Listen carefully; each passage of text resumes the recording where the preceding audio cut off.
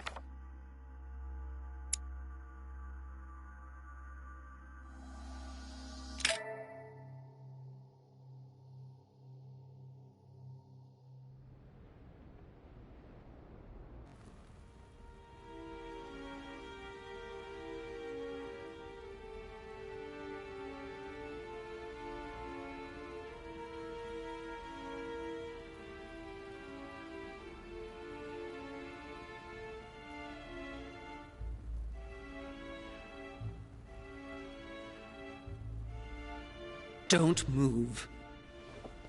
Wait, I don't... So you've come at last. Easy. Let me turn around. Oh my God, Mother, what has happened to you? Who are you? What? But, Mother! Who are you? It's me, Louis, your son. No, you lie. You won't catch me out like that. Louis isn't here. He obeys his mother. He would never have come here. Mother, I don't know what you've been through, but lower your arm, please. You think I was born yesterday, do you? But it won't work.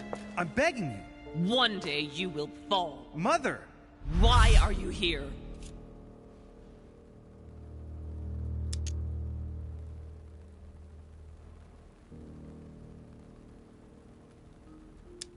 I came for you. Oh, I don't doubt that for a second. But you will never get me. What do you mean? You don't understand. I wasn't threatening you at all. You are evil incarnate. Every word that comes out of your mouth is sharper than a razor blade. I don't wish you any harm. Really, Mother. It's me, Louis. Don't speak to me about him. You will never get him. Mother, stop torturing yourself. It really is me, Louis. How can I convince you? If you really are who you say you are, what was the saying I taught you? You've been telling it to me since I was 3 years old, Mother. How could I ever forget it? Always keep your mind logical and open. You knew it. You are smart. You're getting me muddled up. Tell me, rather, whose place were we at when I told you I was coming here? Mother, I really am your son. You can't trick me. We were in Paris. We were investigating an art dealer. His name? I just told you, you can't trick me. His name was von Borchert.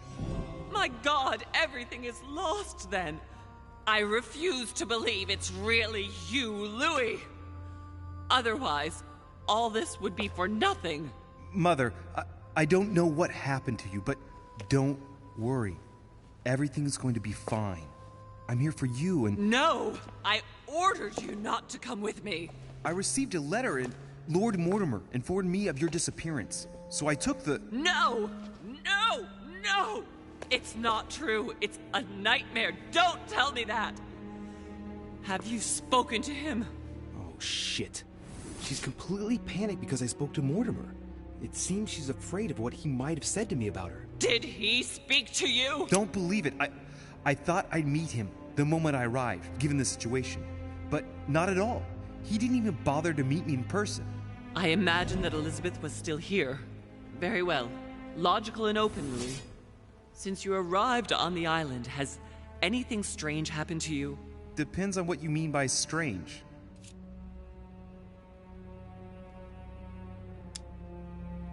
Do you want to tell me about your relationship with Elizabeth Adams? Louis, I don't know what you found out, but just know that I did everything I could to help her. You mean the voices that she claimed to hear? Look, this is neither the place nor the time to speak about it. Now shut up and listen to me. We might still have a chance. Something of utmost importance is going to play out right here. What are you talking about? A conference, Louis. I should think all Mortimer's guests have arrived by now, haven't they? Yes, they have. Since this morning. Perfect. The conference will be able to begin. Indeed. It shouldn't be long and— Let me finish. We haven't time. You will attend this conference, and you must find out what Mortimer is up to. Don't trust him, Louis. Understood? But what's it about? No matter. I'd wager it's about a vast acquisition of some territory in North America. This, however, is not the issue. But don't you think that— Louis, I made a mistake by coming here. We are in the lion's den. What do you mean? Mortimer, Holm, their guests. Watch what happens. Do you think it's normal that the representatives of the most powerful nations are here all on their own without anyone else? On an island in the middle of nowhere in total secrecy? No, not really, but— Louis! They shape the world. They manipulate us. Everything is decided here and now. They create and break states, provoke wars, destitute governments, or decide who will be their leaders. Open your eyes!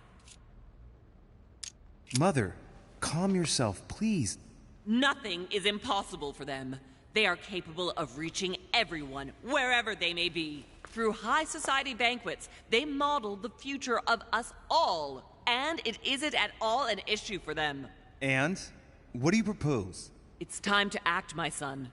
You will go to this conference, and from the inside, you'll do everything you can to prevent Mortimer's plan from going ahead smoothly. We can talk later. I'll explain everything. But why? Do as I say, Louis. It's of the utmost importance. Beware of Mortimer. He won't let anything stand in his way. You promised me that after— Yes, after. Go now. Yes, Mother, I'm going.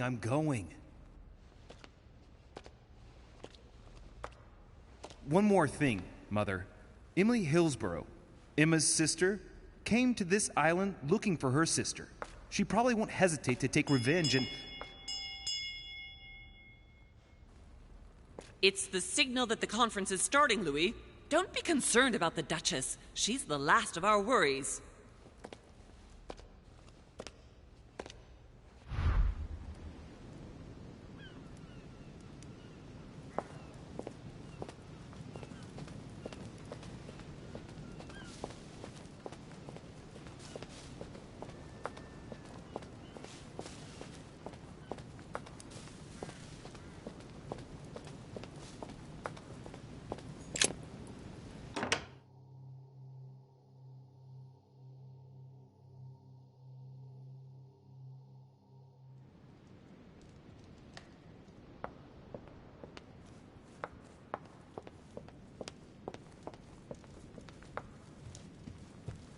Monsieur de Richet, you're the only one missing at the conference. Please join the guests.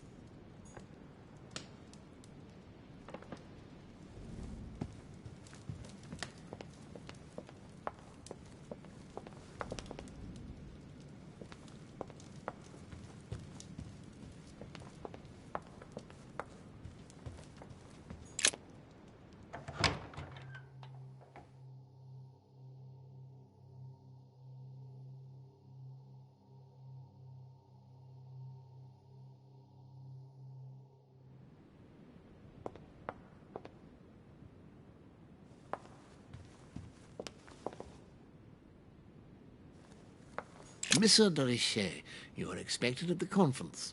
Please take the door to your left to join the guests.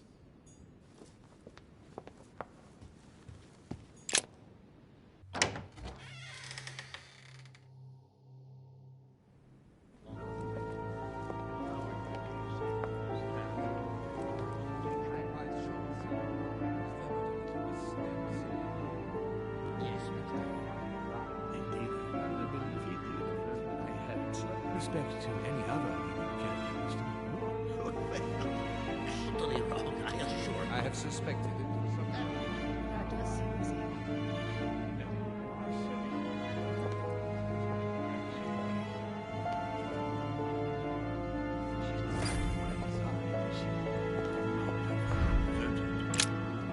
Ah, Louis, I've been expecting you. Thank you for joining us. We're about to begin our conference. Let me explain what is at stake. Thank you kindly, but what do you expect of me exactly? My mother's the one who's supposed to attend, not me. That is indeed what was initially intended. Unfortunately, she still hasn't been found, and my guests can't stay here indefinitely. The conference must begin, and it would be truly beneficial to the Order to join in the project. Consequently, I would like you to replace her during her absence. What is at stake here is of the utmost importance. It's important that the French Order gets their say. And should you need any advice, don't worry, you are not alone, Louis. Very well. In concrete terms, how do you organize your discussions? A conference is always organized the same way. There are two masters of ceremony who determine an important subject. You and Sir Gregory, I presume. Exactly. We shall be the masters of ceremony. It was our obligation to each bring to the table several guests in order to debate a subject. Once the debate is closed, a decision will be made by a vote of all the participants. By a unanimous vote. If the project is not agreed on by all, then it will be rejected. And neither of the two masters of ceremony have the right to vote. It's up to the guests alone to decide, Louis. In other words, us. Gregory and myself are merely the go-betweens. Finally, if the project is validated, each guest goes home and starts working to make it happen. It can take years.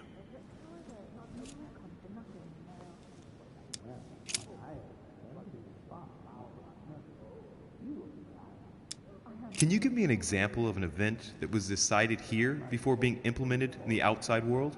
Well, take the French Revolution. It was decided right here 2 years before its implementation in France. Concerning the case of the French Revolution, I wasn't invited. But as far as the American Revolution is concerned, Louis, I can testify that we planned it 5 years before implementing it, for example. How long have you been active? Oh, this tradition has more or less always existed, Louis. It has continued from generation to generation. Do you often hold this kind of society dinner? In general, once a year, but in actual fact it tends to be events that dictate our gatherings.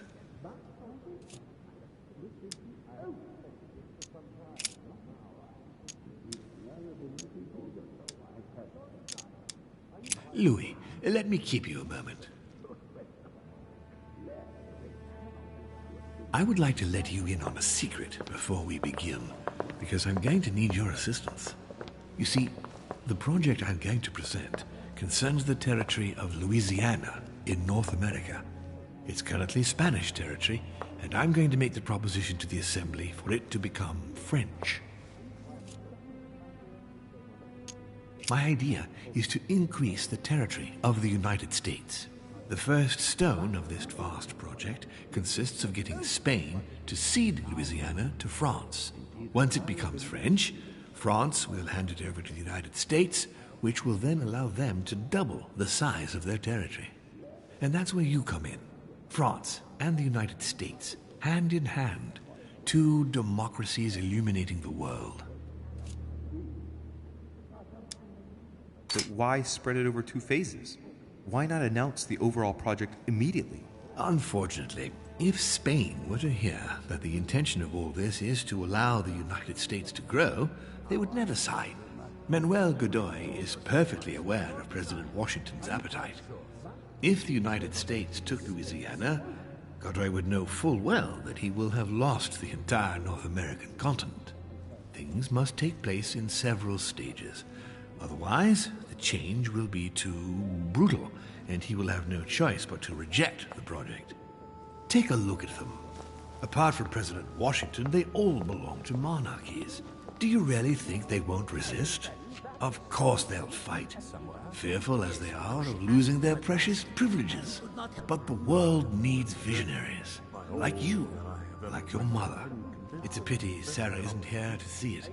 She only knew about a tiny part of the project. I hope I can count on you, Louis. It's time to start now.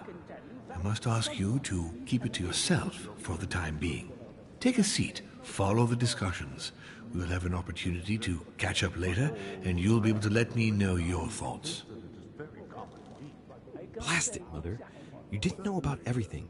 His project is commendable. Why tell me to beware? Could you have gotten it wrong? I can tell you that someone is an idiot. My friends, I propose we get started.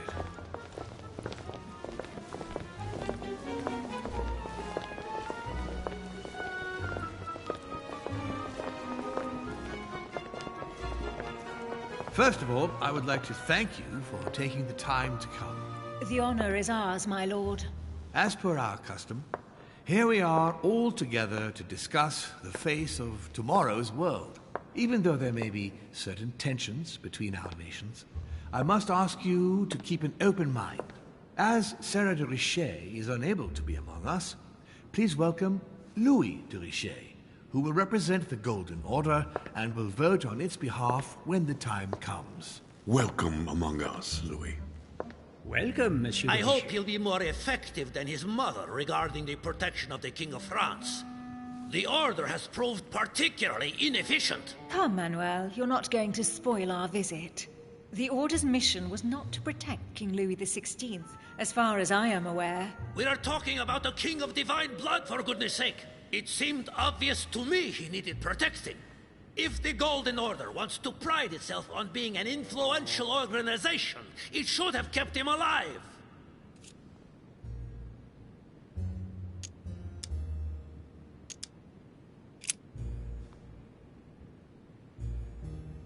Perhaps we may begin, Lord Mortimer. Certainly. I have a dream that our nations will continue to support each other, more now than ever before. A dream that, for the sake of common good, we will do what it takes to ensure stability in the modern world. I have a dream that we shall lead by example and ensure that the American territory may remain in peace. Thank you for the thought, Lord Mortimer, but I don't see where you're leading. I'm coming to it, Mr. President. I need not remind you that North America is currently divided between the United States on the east coast and Spain, which occupies the remaining two-thirds of the continent. Well, I propose that Spain cede the center of the continent to France, namely all of Louisiana. Louisiana? But, well, it is not for sale. Lord Mortimer, I sincerely hope I have not come all this way just to hear you ramble on about what Spain should and should not do. When we went to all the trouble of gaining the territory a few years ago, it was not just to lose it today. Have I made myself clear? What did I tell you, William? You speak of union, and yet here you are, about to tear us apart. Duke Manuel, I perfectly understand you. But rest assured, you will soon adore my proposition. You shall see. Well, since you give me the choice, my good fellow, allow me to doubt it. However, I am impatient to hear what Spain could possibly gain from the sale of Louisiana. I never spoke of a sale, my good fellow. What? But I do not understand. There is one more territory left to conquer, if I'm not mistaken, in the northwest. It is, of course, occupied by your notorious Indians, but... We shall soon be rid of the savages, so that is not a question. Duke, these savages, as you call them, were there before you. They are on their homeland. As much as the black people of Africa, Monsieur de Richet. That does not stop your dear France from massacring them and sending them like cattle to Mr. Washington's cotton plantations to provide him with cheap labor. So you keep your morals to yourself, if you please. Senor, I would not like to be associated with that. The subject of black slaves in the United States of America is a complex subject, which we shall resolve at a future date.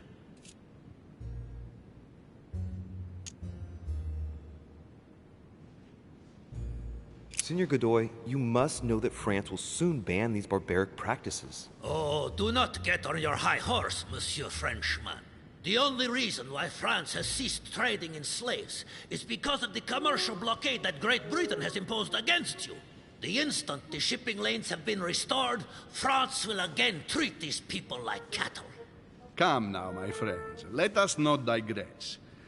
Anyway, these primitive people have no souls, Louis. We bring the good word to them in order to save them. You'll see. Colonization brings with it many benefits, too. Excuse me, if you don't mind, Your Eminence, I shall continue. Duke Manuel, I believe that Spain should cede Louisiana to France, free of charge. This is utterly grotesque, Lord Mortimer. What a strange example you set for your young protégé. Isn't that so, Monsieur de Richet? Do you understand anything of this proposition?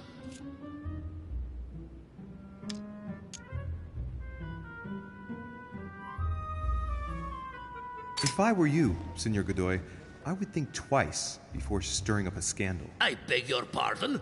Given the size of your colonies, you won't be able to keep them for long. A number of countries are eyeing them as we speak. The United States would have no trouble taking them. For all intents and purposes, you have no army in place. By wanting to keep everything, you risk losing it all, especially your colonies in South America, which are far more valuable to you. That is indeed the danger, Duke Manuel.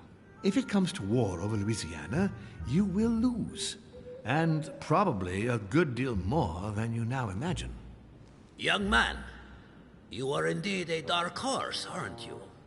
I must say, William, I find your project mostly disfavors me. I thought you were my friend. And I am, Mr. President. That is why I'm doing everything in my power to calm your expansionist fervor. France, in Louisiana, should persuade you not to attempt anything to take the territory by force.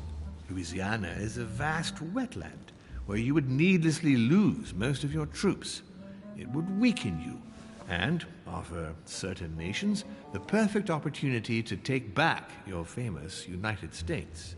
I am protecting you from yourself, George. Trust me. I understand. But with friends like you, sir, I certainly don't need any more enemies. I hope you know what you're doing.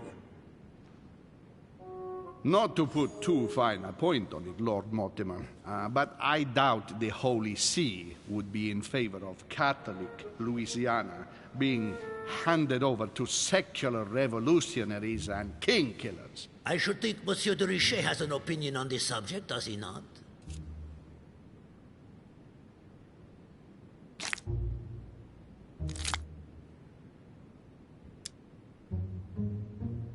Your Eminence, have no fear over that.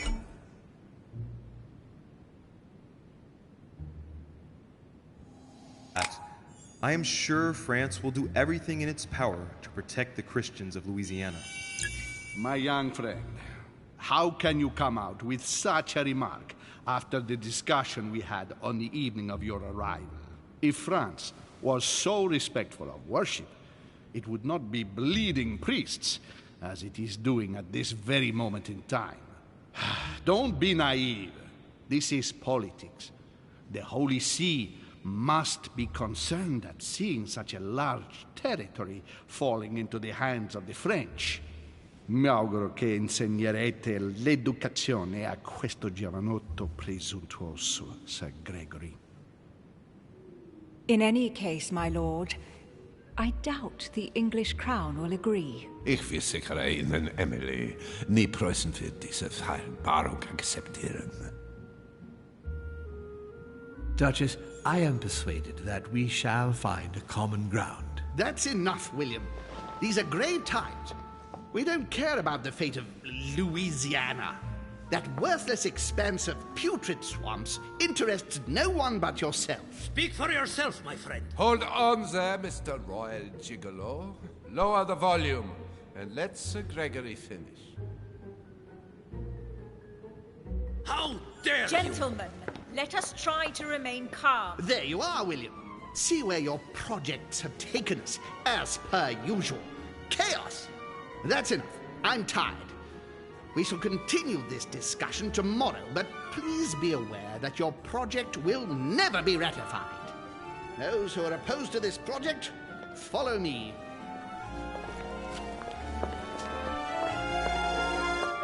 Are you coming with us, Monsieur de Richet? Come, Gregory, I think Louis would rather stay. Wouldn't you, Louis? As for me, I think I shall remain with Lord Mortimer, Sir Gregory. You are committing a grave error, Louis. Time will tell.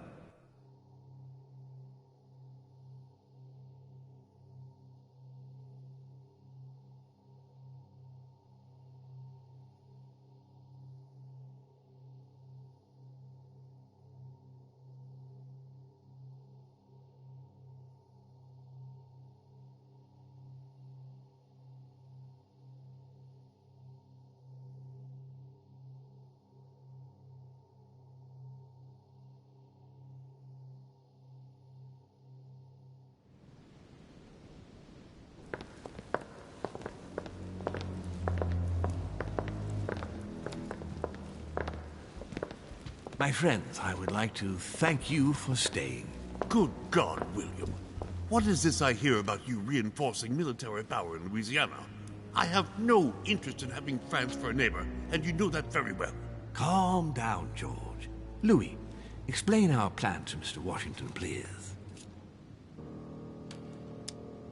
You see, Mr. President, Lord Mortimer anticipates that once France obtains Louisiana, they will cede it to you. What do you mean? To us? The United States? You heard right. But President Washington, the United States will double in size. By what miracle have you... You need to expand, George. You and France are the two major democracies in the modern world.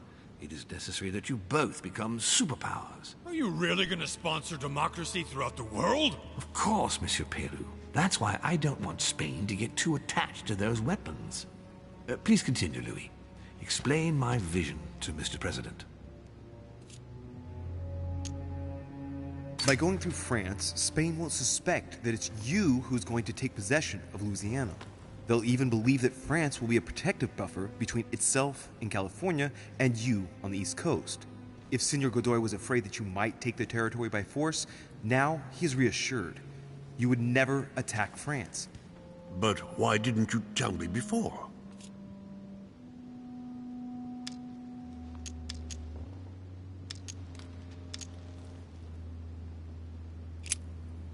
George, I was banking on your surprise. The more Gregory thinks I'm weakened, the broader my scope of action will be. William, you haven't changed. Always one step ahead. One step ahead? You're joking. More like 5. On that note, my friends, it's getting late. Mr. President, continue to take offense over my project when we resume the conference in the morning. You do it to a T. And if Sir Gregory has the audacity to send you an emissary to convince you to go against me, do me a favor. String him along if you can. The more they believe we are divided, the more we'll have our hands free. Only too happy to oblige. Now, let us get some rest. We've got a big day tomorrow. Good night, gentlemen. Good night. Louis, if you have a minute, I would like to ask a favor of you. I'm going to require your services. How can I be of help? Tell me all about it. Our adversaries are many, and the closing vote of the conference will soon be upon us. Time is of an essence, so I'll need you to assist me this evening. How can I help? I need you to go this very evening to persuade Senor Godoy to join us. He is the backbone of Gregory's resistance. Turn him round, and all the others will follow in such a stampede that Gregory will be able to do nothing but admit defeat. Lord Mortimer, with all due respect, don't you think I'm the last person Godoy wants to talk to? I'm sure you can do it. I believe in you. If you believe that's the best way, then... Nevertheless, I wouldn't bring up all the habits and customs of the court with him too much. I sense he's on edge at the moment. I doubt he'll be able to abide by the rules of etiquette that befit his rank. Thanks for the advice. However, it must be done for the conference tomorrow morning. It's important to me. I'll go straight away. Thank you, my boy. And get some rest afterwards. Big day tomorrow.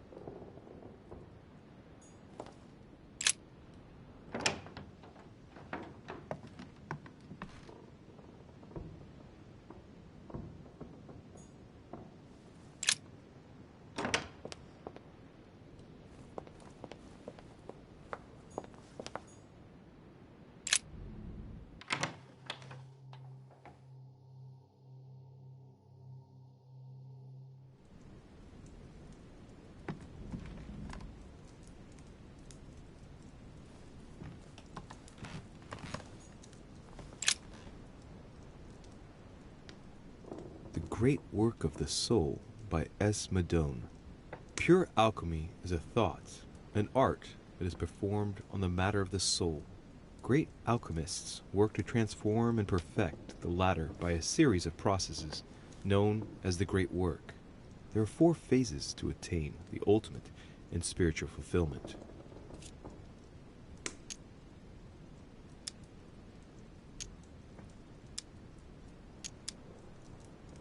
Very metaphorical as occult theories go, the human spirit being the prima materia of the alchemist.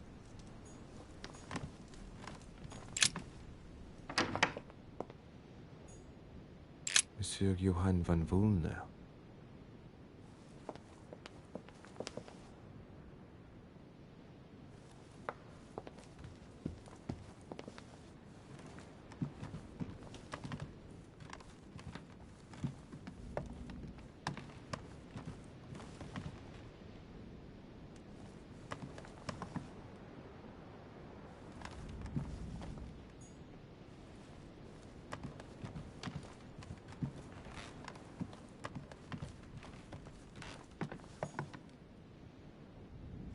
President George Washington.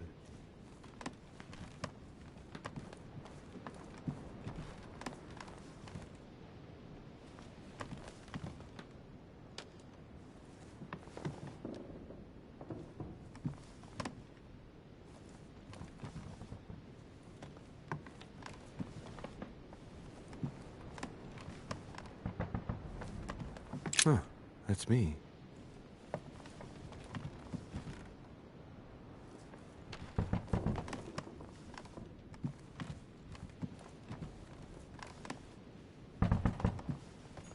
Ah, Monsieur de Richet. You wouldn't have seen Duke Manuel by any chance, would you? I was going to ask you the same question. I wanted to speak to him, but no one will open the door. I'm not sure he's in there. If I want to pass through, I'll have to get Volner out of the way. I've searched all over the manor, but I can't find him. One thing's for sure, Monsieur de Richet. He's neither in his room nor on this floor. I've just looked all over. I propose we both look for him. The first to find him tells the Duke that the other is also looking for him. Agreed? Perfect. Let's do that. I shall have a look in the library. If you find the Duke before me, tell him I want to speak to him. Yes. Let's proceed as you say. Thank you, Monsieur de Richet. Right. Now be a good boy and go look somewhere else.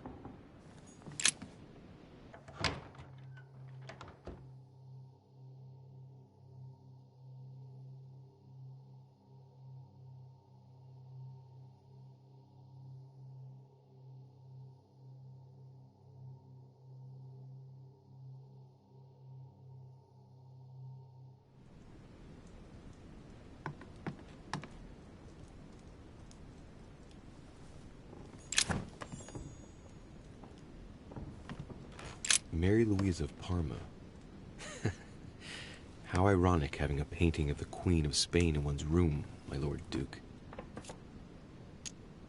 It looks like someone's hidden something on the back of this painting. It's a letter. Of course, it's written in Spanish. And it reeks of lavender. Well, well, Mr. Godoy, you seem very interested in hiding this letter. Another secret romance, I presume?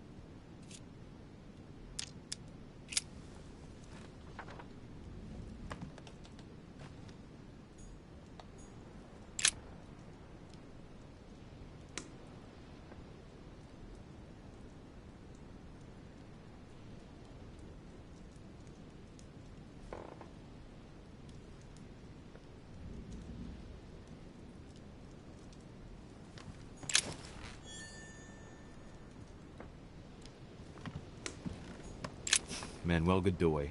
A painting of himself in his room. Now that's not going to help him develop a sense of modesty.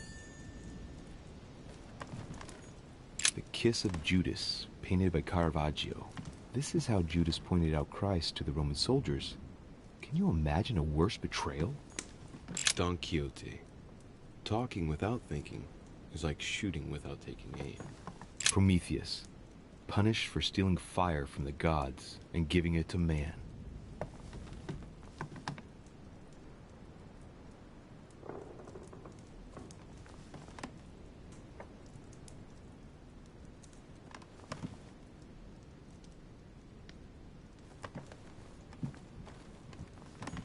Golden elixir. Consume without excess.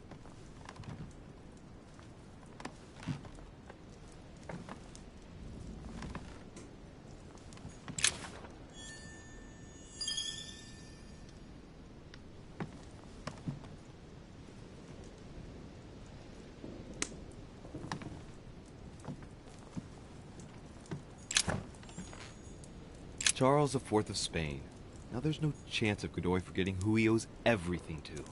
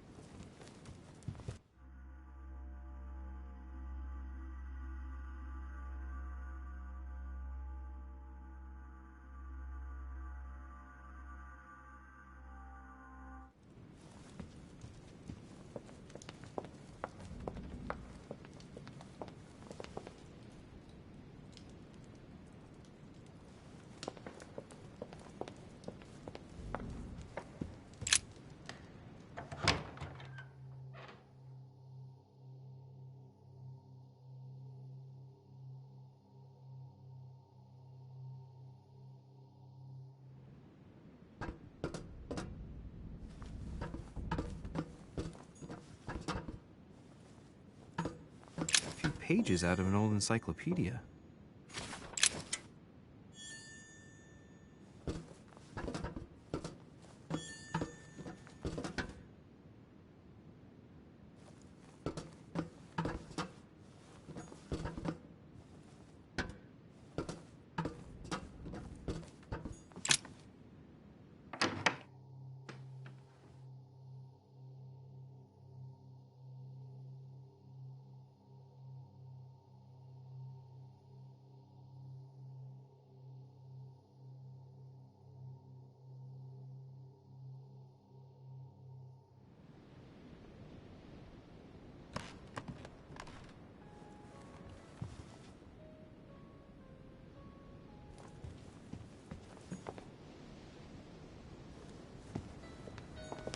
All right, I've retrieved everything.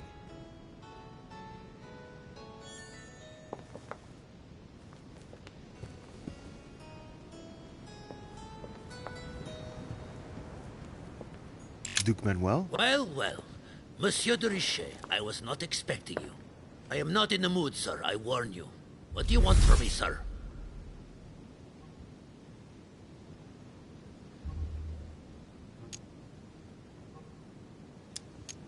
This conference can't have been easy for you. Is it always like this? Ha! That is the least we can say. Yet I was warned. I knew what to expect from Mortimer. But I refused to be a laughingstock. If it is war the French want, that is what they will get. Wait, we don't have to do this. Perhaps. But everything is pushing us to do so. Just tell me one thing, monsieur. Why did you side with Mortimer? He is alone. Isolated. The United States can do nothing to help you, and France is surrounded by over 10 countries, just waiting for the word to pounce. Really. I do not see why you choose Mortimer. The Golden Order, my friend. The Order is everywhere. We come from France. We are President of the United States, England, and many other countries. We have ambitions and the means to carry them out. You'll see, once all hell breaks out and your English support starts to fade away. The Order is an international organization. It matters little what governments do. Otherwise, why would Mortimer have gone to the trouble of inviting my mother? If you are right, Sir Gregory has got it all wrong. Tell me, do you really believe Spain has any interest in ceding Louisiana to France? For Spain, I don't know. But for you, I'm convinced that Lord Mortimer will thank you generously. You would not be trying to bribe me, would you? Nothing could be further from my mind. It would be an insult to believe that someone such as yourself might have a practical attitude towards its virtue. Even so, it is only natural that you be supported and encouraged if you were to follow Lord Mortimer, isn't it? Indeed, for services rendered, it would be natural for me to receive compensation for the time spent achieving such an undertaking, yes? Naturally. And, given your status, my Lord Duke, the compensation would have to be considerable. Naturally. Tell me one last thing. What would I gain from all this?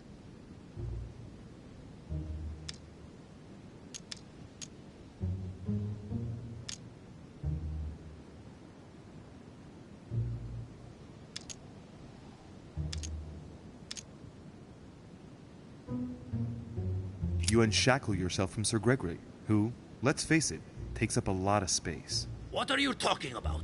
My friend, I'm guessing that you wouldn't mind getting a little freedom from the overbearing control he exerts? I would never have gotten where I am today without him.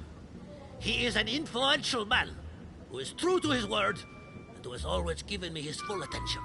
But he obliges you to... That's enough. I will not allow you to stab him in the back. Sir Gregory is a respectable gentleman, and your petty manipulations have no effect on me. If that is your only argument, then you are on the wrong track. How could you ever think a pup like you could manipulate me in this way for a single second?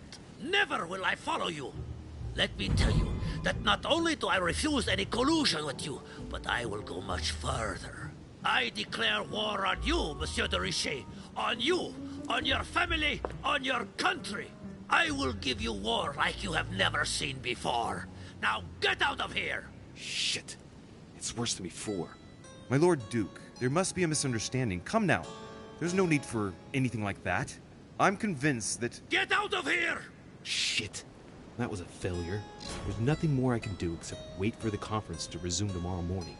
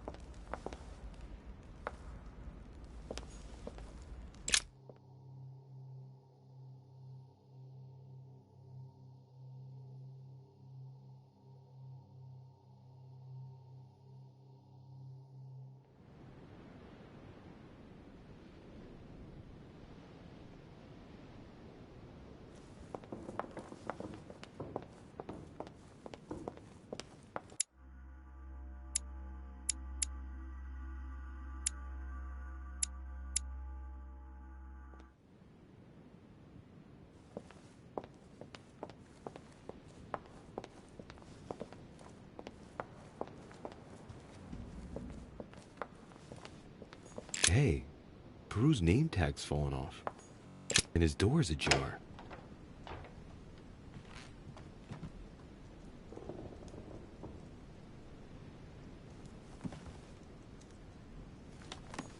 A pattern with 4 circles.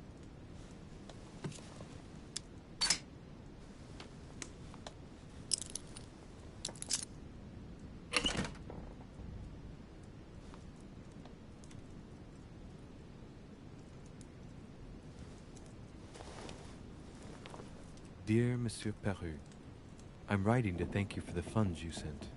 These funds will be crucial for the renovation of the western wing of the orphanage. The children you sent are doing marvelously well, and little Pierre will soon be walking. Some of them still sometimes suffer nightmares about their parents on the scaffold, but I expect they will cease in due course. Should you decide to send us more, please note that another 20 beds will soon be ready.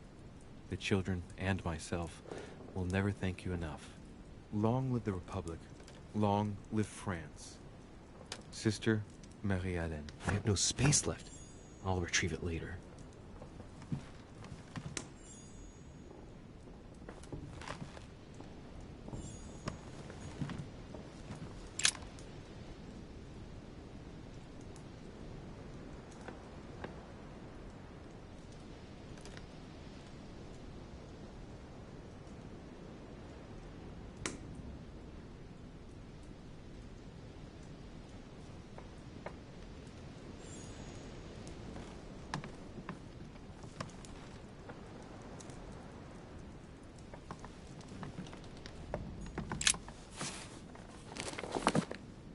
Records of the police. Notes intended for the police lieutenant of Paris. It's a list of people under surveillance in Paris, and there's some well-known names on it. This is valuable information. This shouldn't be lying around.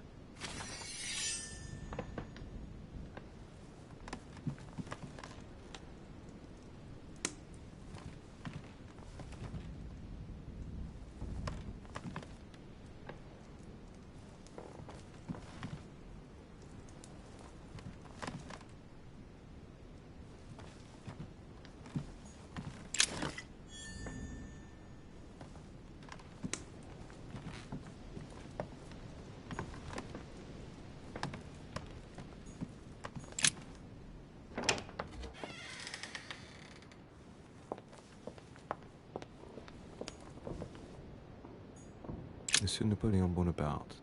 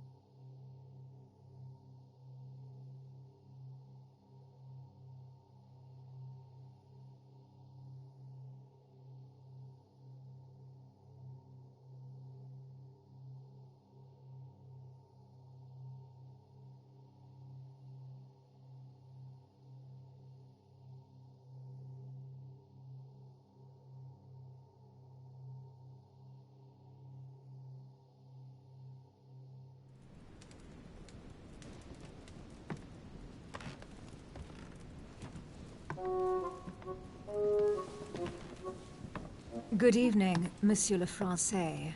Duchess, you're here. What a charming surprise. I'm beginning to think you can't be without me. You have managed to penetrate my armor, sir. Am I disturbing you, perhaps?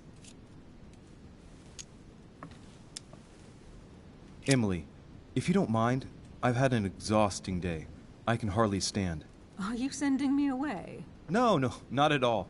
But I was thinking of going to bed, to be honest. Would there perhaps be a little space for me in your large and cold bed?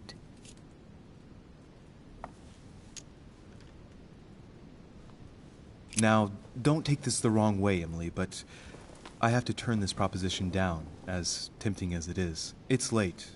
It's going to be a big day tomorrow. We'd better get some rest in our rooms. Very well, I understand. Good night, Emily. Sleep tight. Thank you.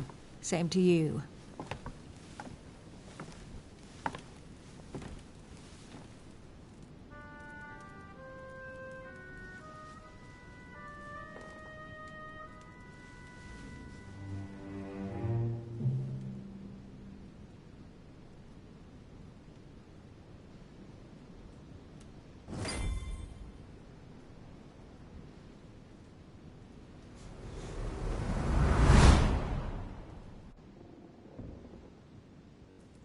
My friends, do not worry. I assure you that Lord Mortimer's plan will never see the light of day. I shall deal with informing our allies, but for the time being, I need you to make a stand. What do you think about Monsieur de Richet? I don't know yet. I feel there's great potential in him. He looks like he can be trusted. And Duchess Hillsborough. Why isn't she here? She's busy. Don't worry about her. Oh, isn't it time to replace her? Not so fast, sir.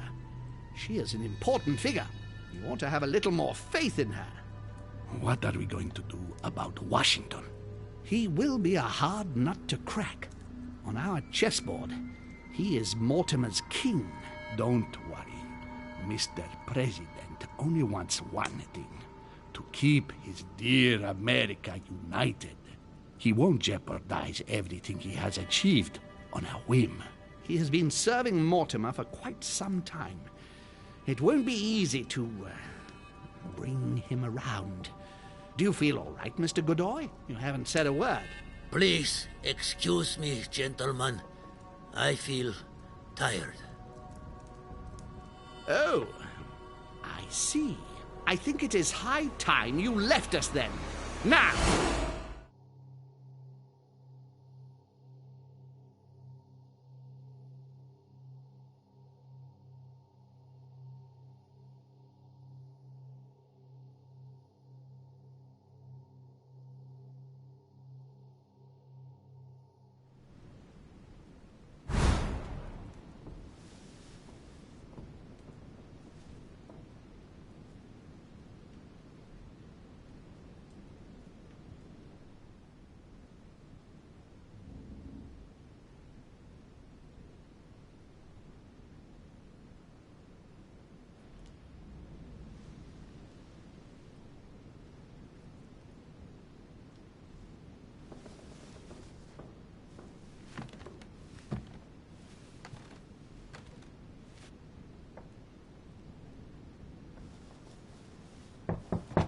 Sir, the conference is about to begin.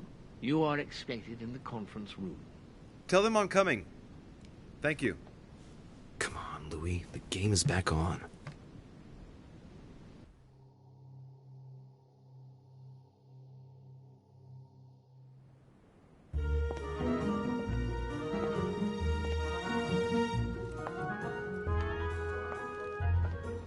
My friends, the conference is about to begin. Please excuse me if I troubled you last night with my project. I understand that you might well have a few questions to ask. As you know, the final vote will be cast in a few days. This morning's aim is to answer your questions and check the temperature of your respective positions so that we may reach a greater understanding. As always, Lord Mortimer. We parted in perfect disagreement, my lord. Where would you like us to take it from? Come, sir. Please let William believe he still has a chance of winning us over. Otherwise, his imprecations will lack panache, and we shall be bored stiff. Oh, let me reassure you, I am convinced that a good night's sleep has brought sound advice, and that this morning will be even more interesting. Therefore, I would like to go around the table in order to hear everyone's first impressions. Well, I am still firmly against it, even though my choice won't count. Against. Against. Against. And you, Duke Manuel? Well, you see, it is more complicated and Goodbye. Calm, Gregory. Don't try to impress my guests, please. They are not your guests. Gregory, anyone under my roof is by definition my guest. You included. I would be very grateful if you would let my guests speak. Duke Manuel, you were saying you still had some doubts? Well, you see, the situation has changed since last night. What's going on here, my Lord Duke? You see, I gave it some thought during the night. New arguments have come to light. After a discussion with Monsieur de Richet last night, I have decided that Spain will join the coalition against France and will go to war as soon as I get back. I am a man of conviction and of honor. And the way that Monsieur de Richet came to me to manipulate me into joining your side, Lord Mortimer, is unacceptable. Furthermore, I refuse categorically your project about Louisiana. You reap what you sow, William. I do not believe that Monsieur de Richet meant to upset you, but you have every right to react in this way. Well, as for me, I am for Lord Mortimer's project, despite Duchess Hillsborough's overwhelmingly convincing nocturnal attentions. What? So Emily was playing at trying to win over guests last night? It was nothing more than a friendly little chat, of course. How could it be otherwise? And by the way, remember me to your husband when you see him. And you, President Washington, what is your position? For, of course. Well, that leaves just yourself and Monsieur Peru, Louis. You're all making me sick.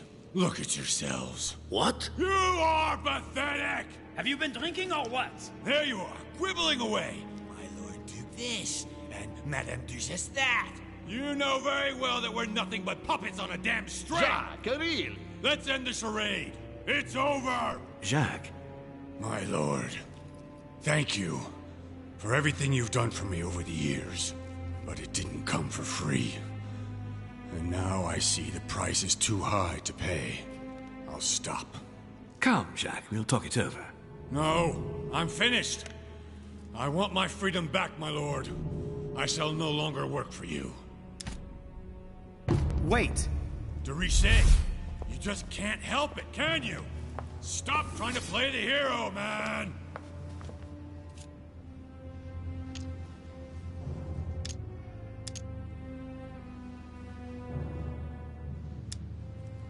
Jack, you know you can count on me. Calm down, please. I'm going to help you. There's nothing you can do for me.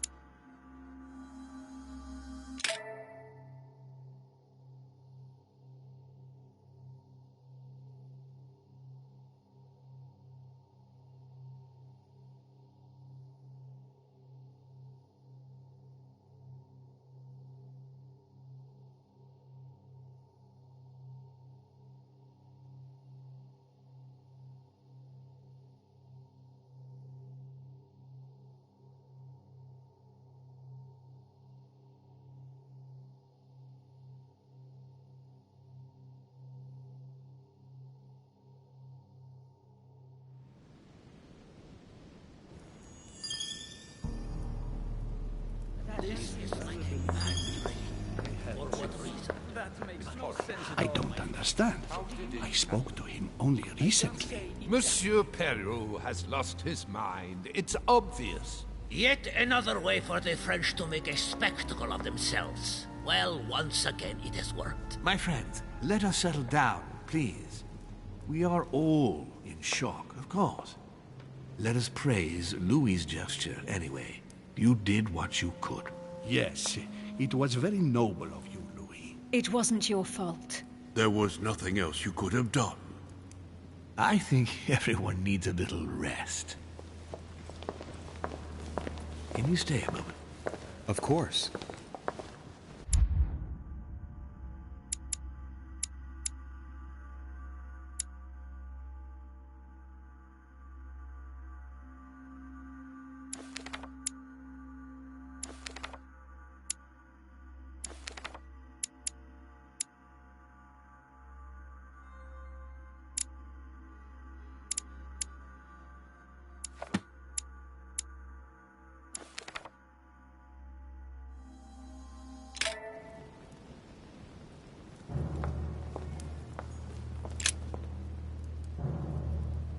Louis, I wanted to talk to you a moment about what has happened.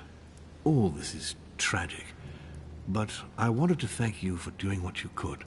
I wasn't able to save him. You couldn't, Louis. You mustn't blame yourself. It is not your fault. Of course, but I thought I could help him. I guess it was too late. Don't torture yourself. Look what you've done. I admire what you did. Who else among all these great luminaries of the modern world even raised a finger? No one. You were the only one who tried to do anything. What a waste. What are your plans now? What do you mean? For the conference. After the disappearances of both Elizabeth Adams and my mother, and now the death of Mr. Perlu, I should imagine that your guests are all packing their bags. This might come as a bit of a shock to you, perhaps because it was so difficult to bring all these figures together. But I'm convinced that none of them is preparing to leave.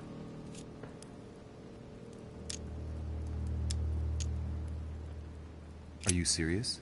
They are all very experienced politicians.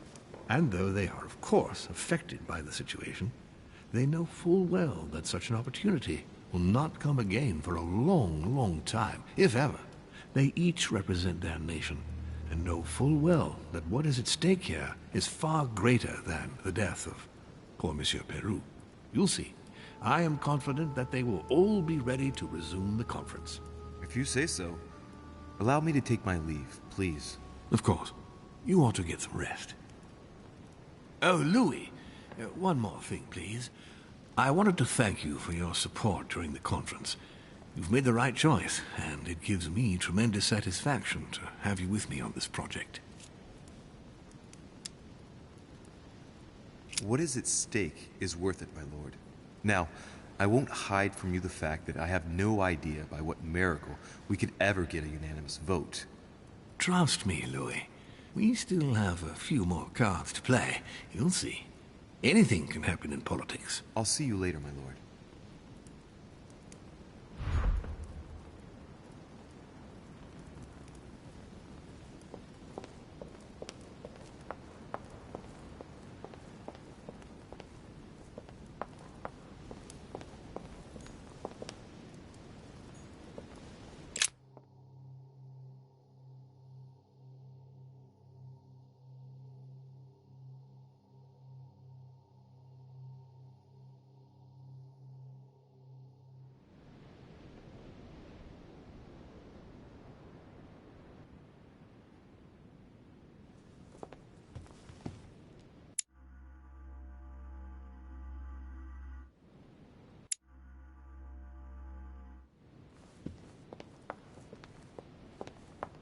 I already mentioned it yesterday.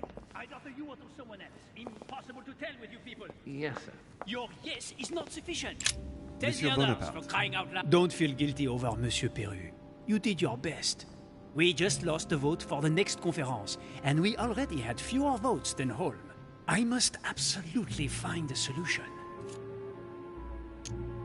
Yes, yes indeed. But I believe if Lord Mortimer is still confident, it's because he still has a few cards up his sleeve. I hope so. I sincerely hope so. Given your failure to convince Godoy, it's going to take a bit more than luck. You should have gone yourself then, if you think you could have done better. I see you have a short fuse, monsieur. As someone who just started a war with Spain, if I were you, I wouldn't get on my high horse so quickly. In short, we haven't a minute to lose. I'll leave you now. Just a minute.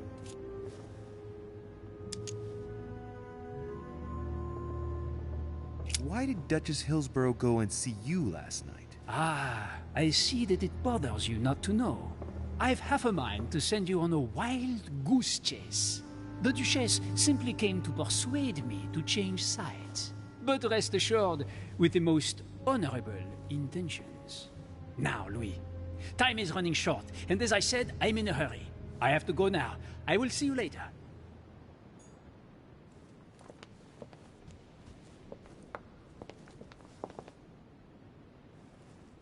Monsieur Jacques Perru?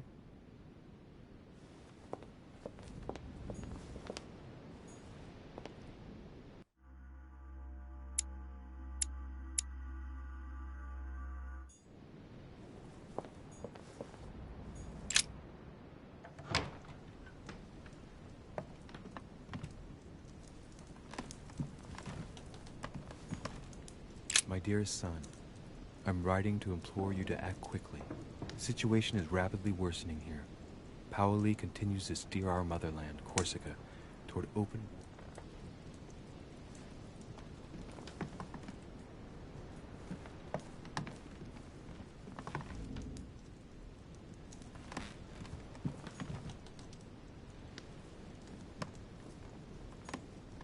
My dearest son, a bicorn decorated with a cockade. It must belong to a French soldier.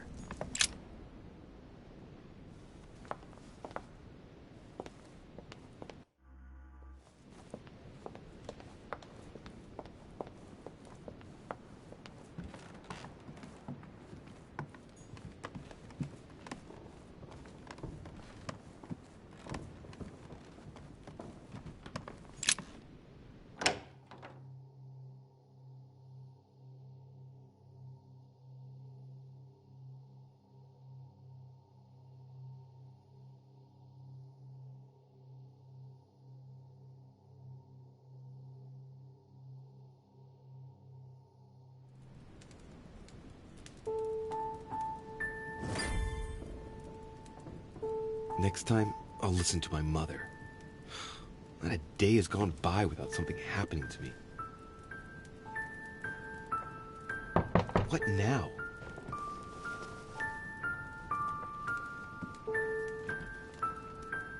Louis, open up, please. Coming, Mr. President, I'm coming! Louis. Ah, there you are at last. Yes, I just saw your mother. She was accompanied by Emily, and they both went into the Duchess's room. I tried to join them, but I was refused entry. Louis, this does not bode well. Oh, shit. Emily might want to avenge her sister. I must act quickly. You're right, Mr. President. Thank you.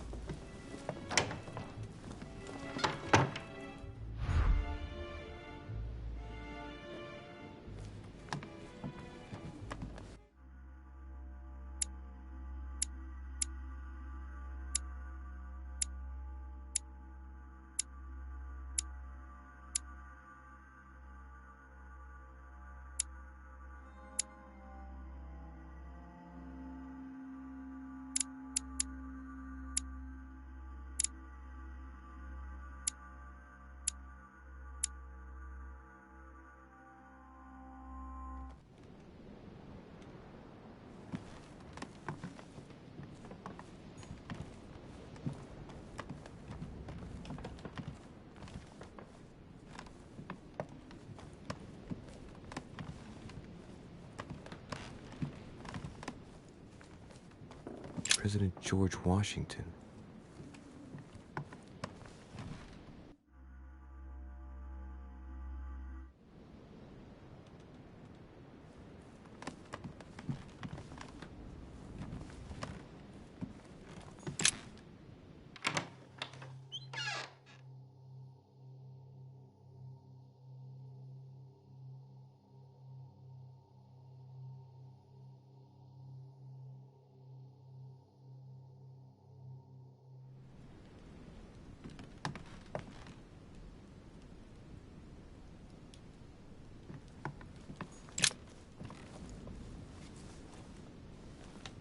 chest with a half-circle pattern.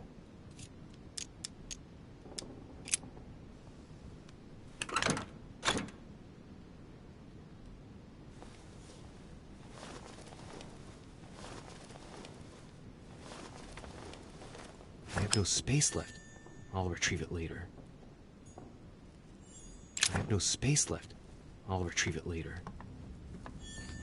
My dear Elizabeth, I'm writing to inform you of some unfortunate news. We won't be able to meet as planned on the first Sunday of May. I've been told that you're no better, and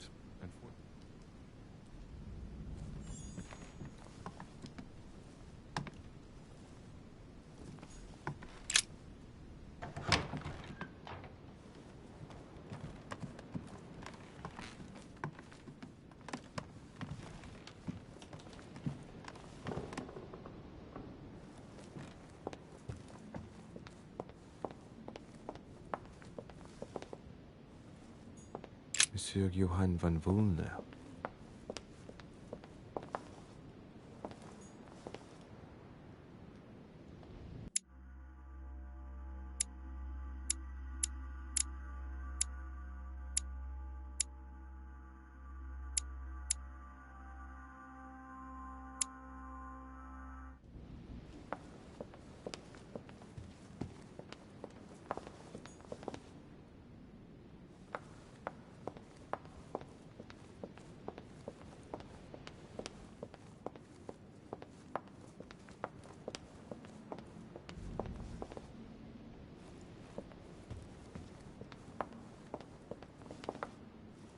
Monsieur Jacques Peru? I am sorry, sir, but you are unable to access Monsieur Peru's room while we gather his personal effects.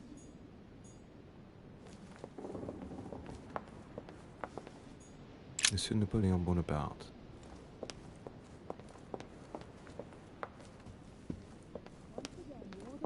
Duchess Emily Hillsborough. Duchess Emily Hillsborough.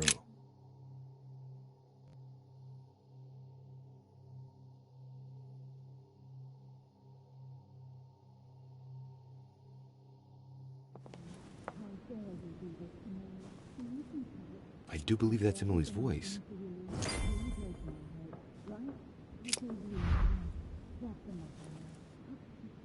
I can't understand what she's saying.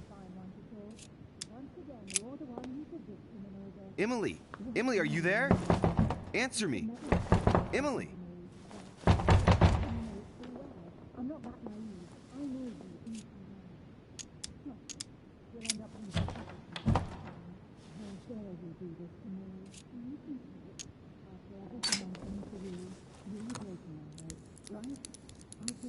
I can't open it. It must be blocked on the other side. I'll have to find another way in, quick.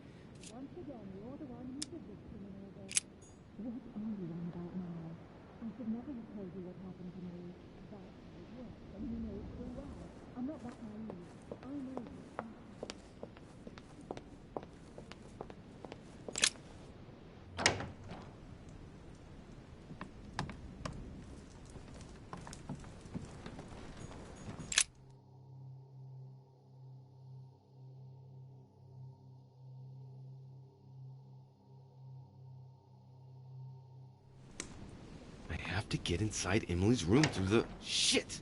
It's locked.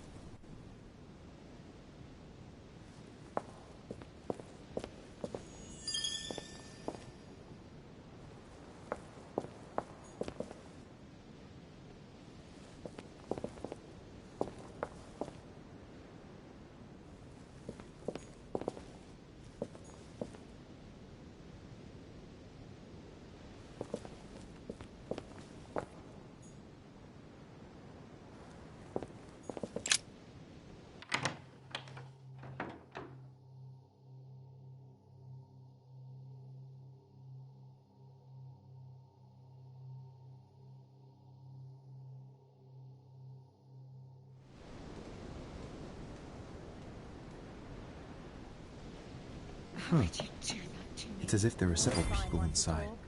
Once again, you're the one who's the victim. A letter from William Pitt the Younger, addressed to Emily. Hey, a Russian ruble. That's how it works, I and wonder you what know it'd it be worth full well. today. I'm not that naive. I 2 know you coils circle the inside out. lot. Stop. We'll end up losing everything if you keep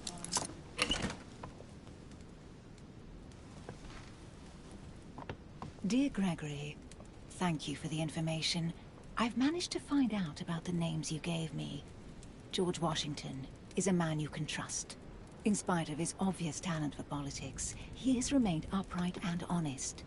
On the other hand, as you may well know, he is already doing business with Lord Mortimer. It will be more difficult to approach him. Napoleon Bonaparte was unknown to me until today. He's a passionate young French soldier for whom Mortimer predicts a promising future. Take heed.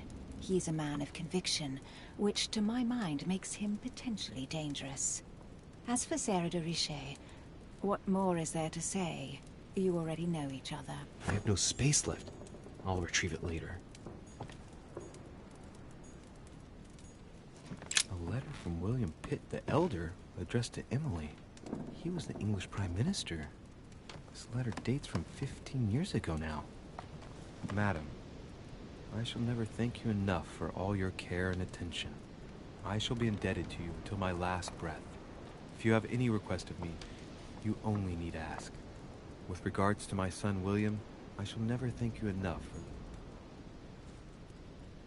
for... What on earth is... You... Mother? How dare you do this to me? You can talk. After everything I've done for you. You are joking, I hope, right? I gave you my life. That's enough, Emma. Now that Louis is here, you will leave Sarah alone. Cease your revenge immediately. What? If you think you're going to... Louis, help me, I beg you. I can no longer reason with her. I am Emily. Quit playing games. What? Honestly, don't be ridiculous. No. I am Emily. You are wasting your time. Louis knows very well how to tell us apart. After everything we've been through together. Yes, well... Don't you dare bring him into this. This is between you and me. I ask for nothing more, so stop taking it out on Sarah. You prissy little bitch! How dare you! Now that I've told you everything, you want to take my place, do you? You are joking, I hope. I'm the one who told you everything that's been going on while you were away. Go on, then. That's what you want, isn't it? You want to kill me. Go on, then. Shoot. After all the trouble I've gone through to find you. Go on. What are you waiting for? Here, Louis, take this. Wait, what's going... An entire life for this. Go on. Shoot. Sorry, Louis, I can't shoot her. She's my sister. That's enough, Emma. Louis, out of the way. She's dangerous. Don't trust her. What are you trying to do? Louis, out of the way. I am not Emma.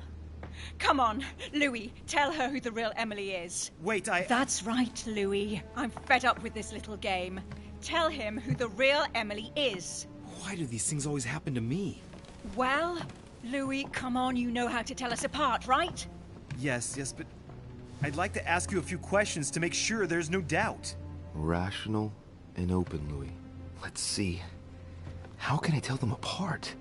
Wait, I've got an idea. On the night of our arrival...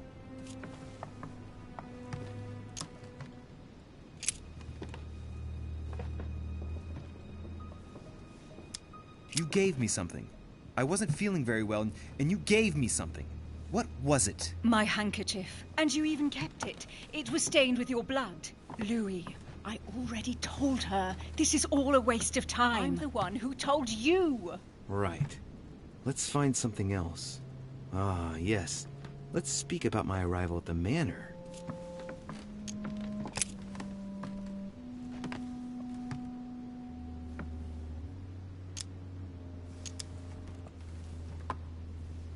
On the night of our arrival, we were warming ourselves in front of the fire. Mortimer welcomed us in a certain way. What happened exactly? Well played, Louis. Unfortunately, I'm not the one you should have asked that question to. Mortimer did not welcome us. It was Sir Gregory who welcomed us that night. Mortimer didn't show up until 2 days later. I know that as well. Very well. Let's try something else.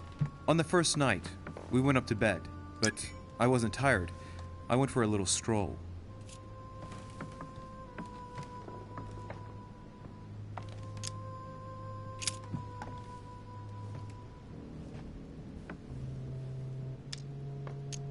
Do you remember if we saw each other that night or not? Not at all.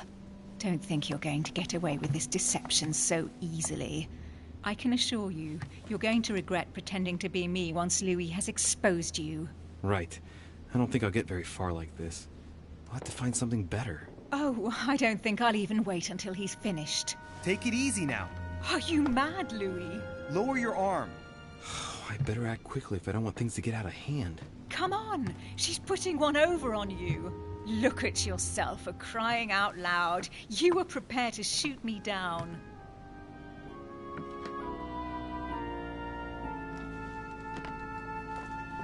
In the secret room behind the study. Talk to them about what you've been doing. Maybe they haven't spoken about it between each other yet. On the night of the disappearance of Elizabeth Adams. What about it? What do you want to know about that night?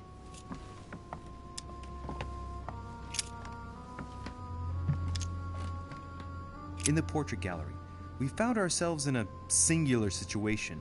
What happened to us? We both went around the manor all night like sleepwalkers, searching. And that's how we found ourselves in Mortimer's private gallery, behind the chimney. That doesn't prove a thing. I told you all that. That's enough! I've had enough of this charade. Louis, there's only one way to tell us apart. There's just one thing I didn't tell her about in detail. Too bad for you, Emma. I didn't want it to come to this, but you leave me no choice. Ask her about you and I. You just lost, Emma. I indeed didn't tell you everything about it. Come, Louis. Speak about our intimacy. Very well. Let's talk about us.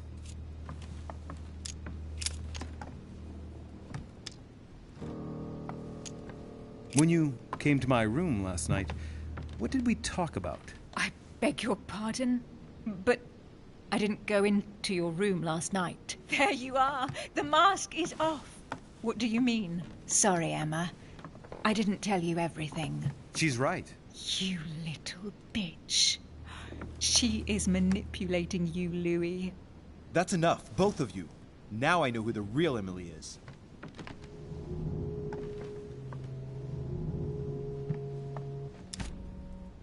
It's you, Emily. No, Louis! She is manipulating you! No, Emma. It's her. I know it.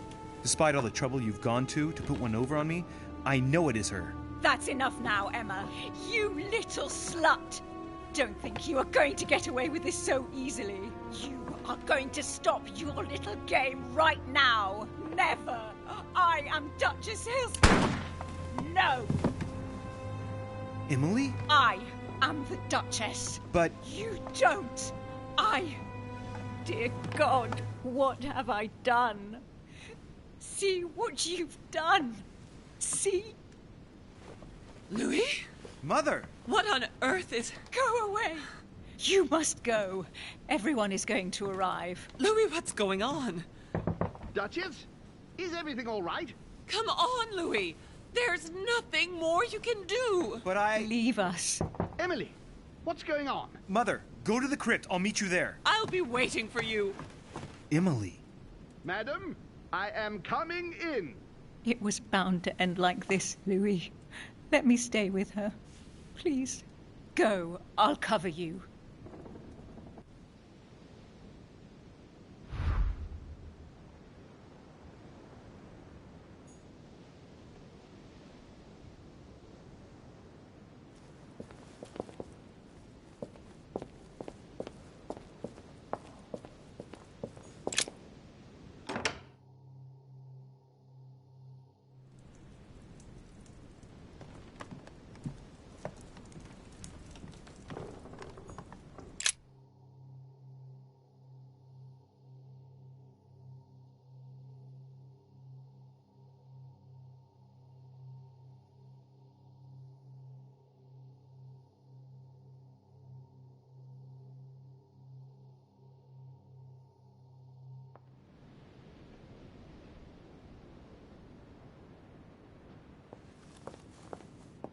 Good God! They're all here. They must have heard the gunshot. Where is Lord Mortimer? Can anyone hear anything through the door?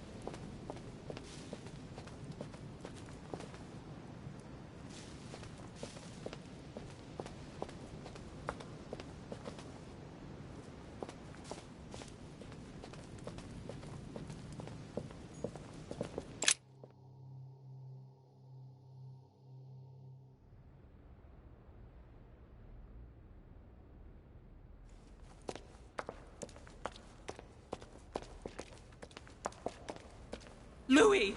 At last, there you are. Mother, wait, Come, we have to be quick. No, wait, Mother, Time is running out, Louis. First, we must... No! That's enough. I won't go a step further unless you explain to me what is going on here. I'm begging you. Talk to me. You must trust me, my son. You are not ready yet. You're the one who should trust me. Tell me what's happening. You would never believe me. I came all the way here for you. Now I've found you.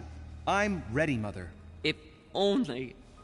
Louis, I have always taught you to keep your mind open and logical. I know you are going to find it hard to believe, but what I am going to reveal to you is entirely true. Many years ago, I found out that demons really do live among us. I beg your pardon? And that they can influence our thoughts. Mother, listen to yourself. I know you're exhausted, but for crying out loud, listen to what you're saying. Demons? What next? An ancient monster with a head like an octopus? What do your demons look like? Have they got horns and a pointed tail? No, these are not creatures with billy goat's legs. Forget your Christian folklore. Imagine them more as parasitic spirits. They possess their hosts and direct them from inside. parasitic spirits? Yes, they are capable of going from one body to another as they see fit. And 2 of them are present on this island. Right. So let me guess.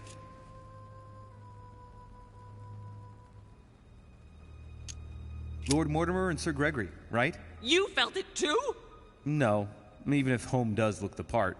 But I don't know who else could do it, given that we're on their territory. Many years ago, well before you were born, I crossed paths with one of them.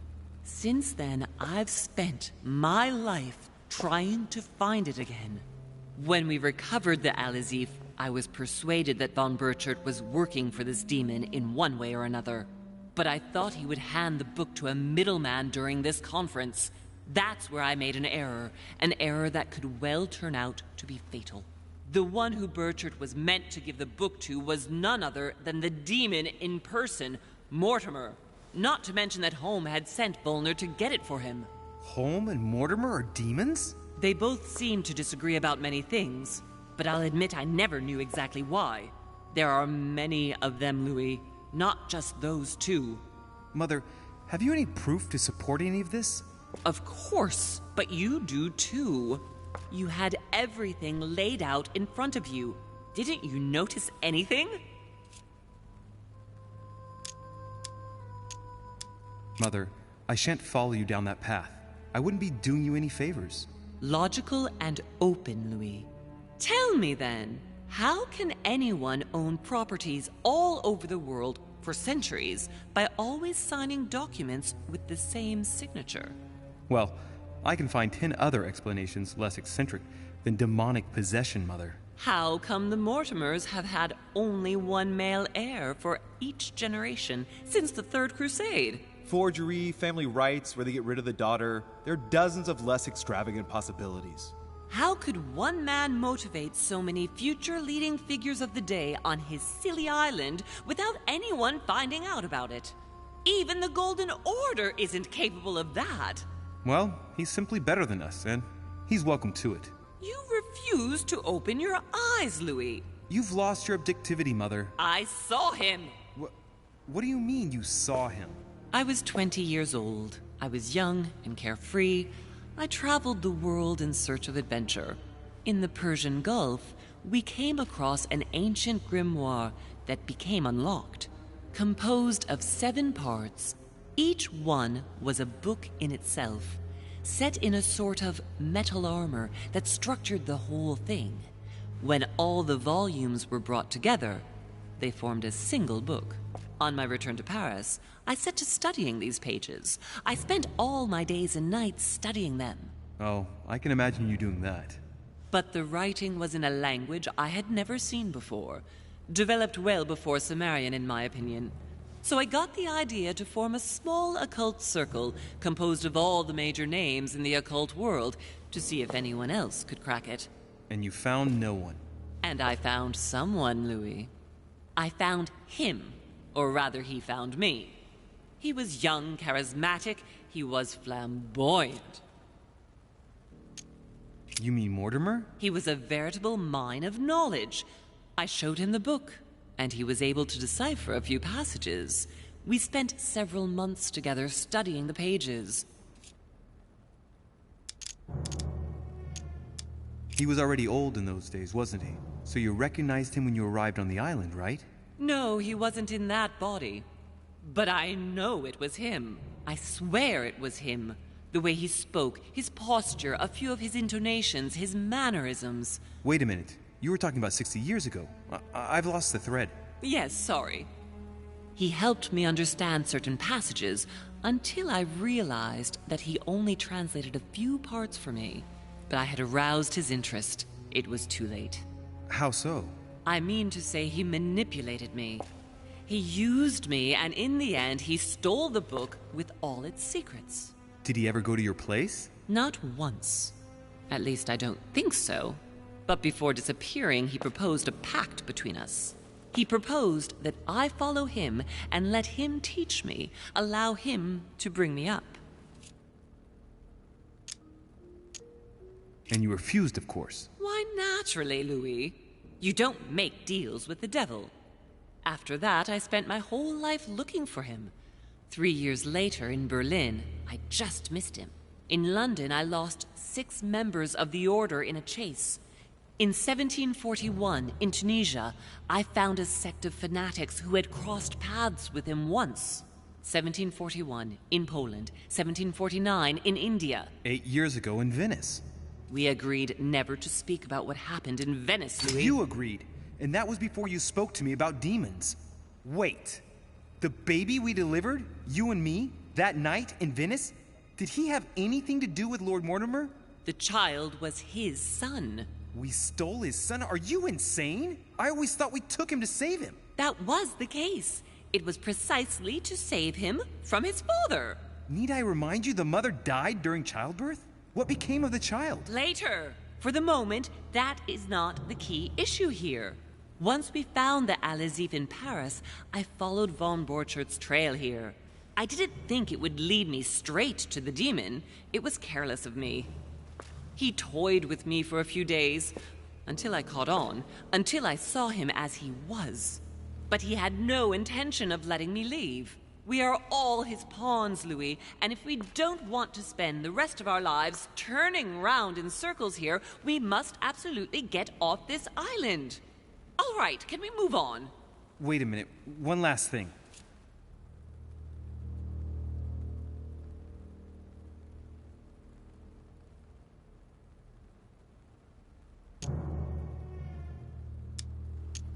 What did you negotiate about the Al-Azif with Volner? Absolutely nothing. I managed to pull the wool over his eyes until I found a way to flee.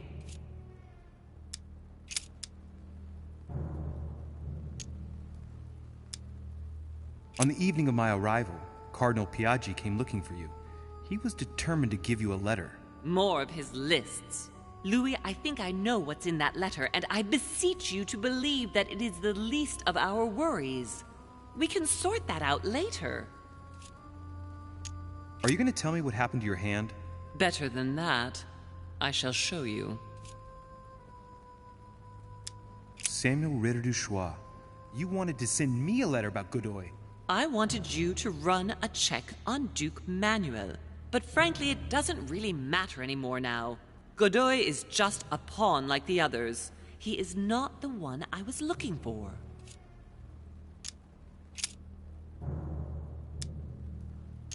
I want to know what happened between you and Emily's sister. Great responsibility often brings difficult choices, Louis. That's all you need to know. Mother, I won't take a step further if you don't answer me. You dare blackmail me? I'm listening. All right, I used her. So there you are. Happy now? We had the Al-Azif, and I didn't think we would be able to escape with it.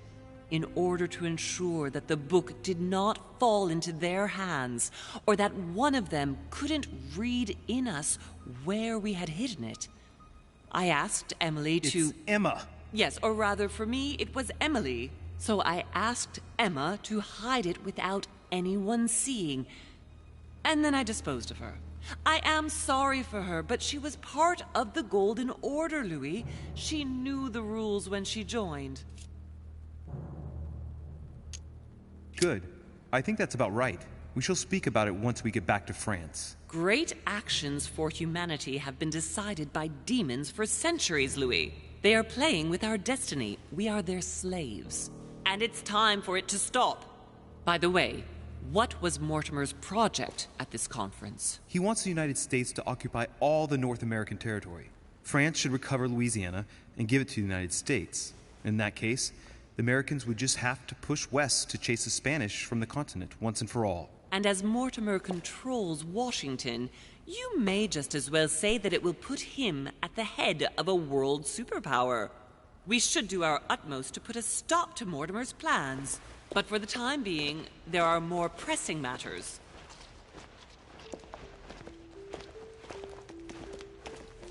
Are you going to tell me why we're here?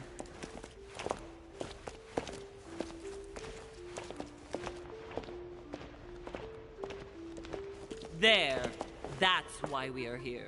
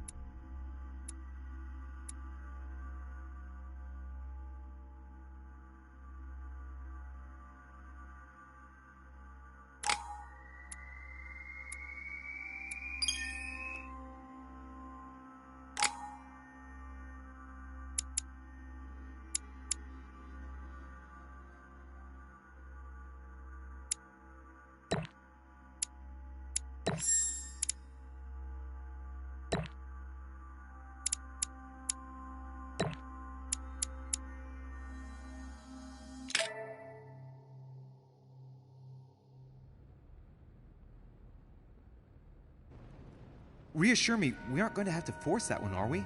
I don't think we're even capable of doing it. You're going to have to find a way to open it. Why, of course. And what's inside? Something to vanquish them with? Perfect. So, how does it open? We'll need several keys. I found a note from the architect who conceived the mechanism in Mortimer's secret study. We have to first gather 6 objects before we try anything. Are your 6 objects the keys? Exactly. We have the Clement III cross, the nails, the Gutenberg Bible, the exegesis of Judas, an armillary sphere, and all we need to match up the dates between the different calendars.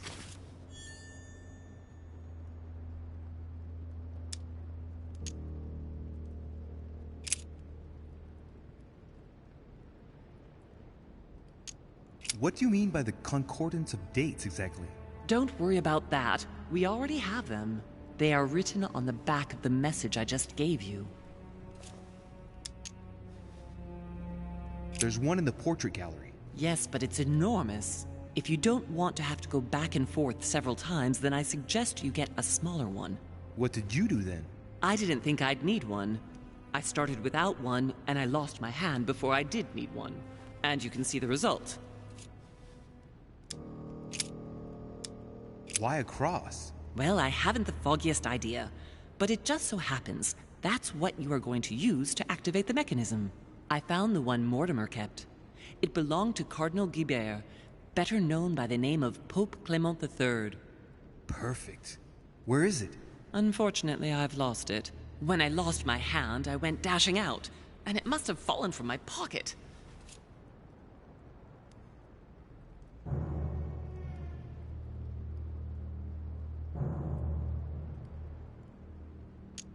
Well, otherwise I can always go and see Piaggi. He's a cardinal after all. Some nails? Don't ask me. I'm not the one who made the mechanism, you know. When I arrived, there were already a few of them inserted, so I didn't have to worry about those. On the other hand, I remember seeing some in Mortimer's secret study, behind his nightmare. In a golden cup? Yes. Yes, I saw them too. Perfect. It will be easy for you to find them then. You need 3 of them. Very well. You remember what to do about the rollers. 1191 to enter, and 6466 to exit. Of course. One last thing before you go. Be very careful. If you come across anyone, they can all potentially be spies of Mortimer or Holm. Don't ever confide in anyone because a demon can slip inside them at any moment. Wait, not all of them though. Take Washington. Especially Washington. He's been conditioned by Mortimer for years. Look at them, for crying out loud. How do you explain their behavior otherwise? The most influential politicians in the Western world gather together without the least protection, without a single aid to assist them, to participate in a conference during which the guests start dropping like flies. Me, Adams, Peru, Hillsborough. Look at the number of calamities that have happened over the past few days. And not one of them has asked to leave the island?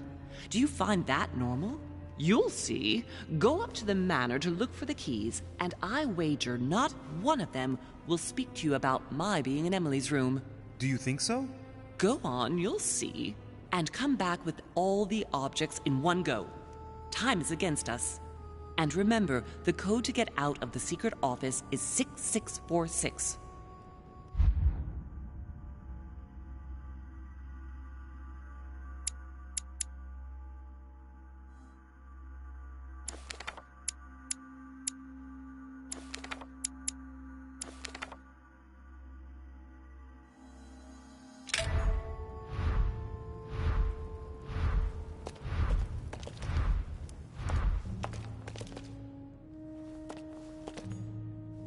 Famous cross of Clement III.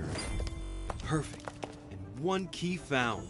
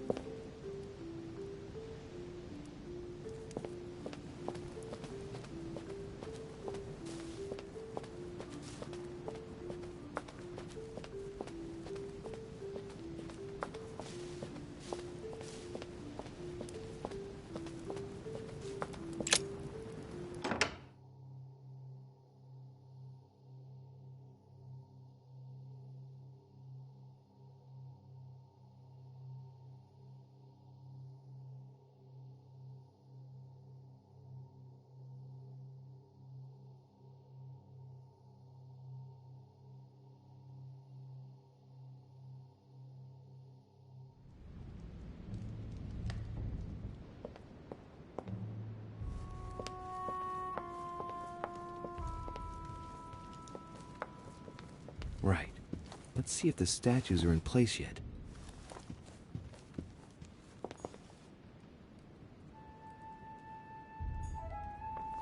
That statue is not positioned correctly.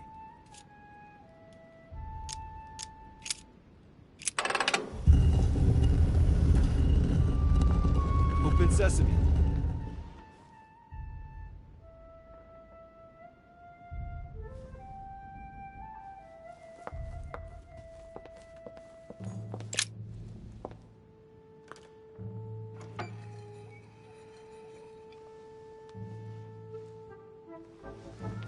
So that's the exegesis of Judas.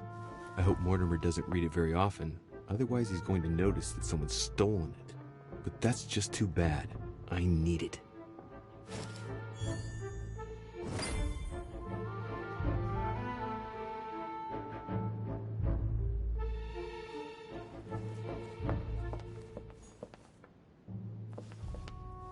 Right. I've got what I need. Now let's not waste any more time.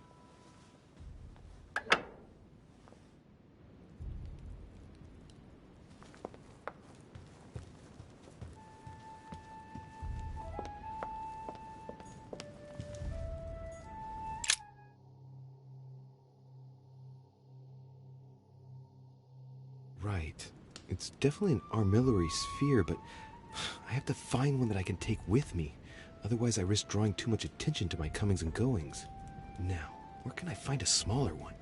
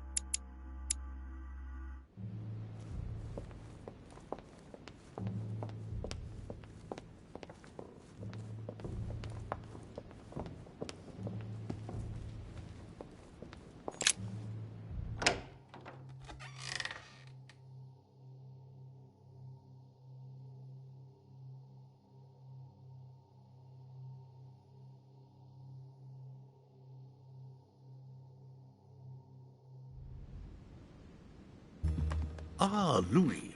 Glad you're here. Blasted. He's gonna talk about my mother. Come and see what I've found. There are pieces of paper in the ashes of the chimney. Someone's been burning something here. Incredible. He doesn't seem to want to speak to me about what happened between my mother and the Hillsborough sisters. Show me a little. Look, it's possible to distinguish two different writing styles. The rest of the correspondence between my mother and Emma. Someone tried to burn an exchange of messages. I'm certain there must be more. Shit. What on earth is he doing? If you want my opinion, a servant must have burnt some old papers. That's all. Why, of course. You very nearly made me think that you were trying to hide something, Louis. No, I'm sure there must be other hidden messages. He won't let go. He's going to work his way back to the Bible if he continues.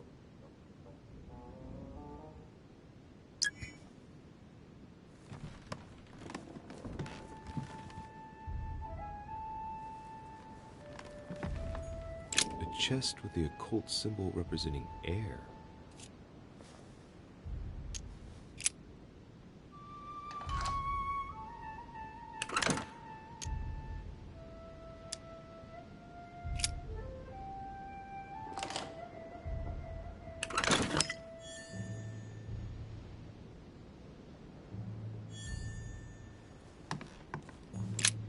The Bible's still there.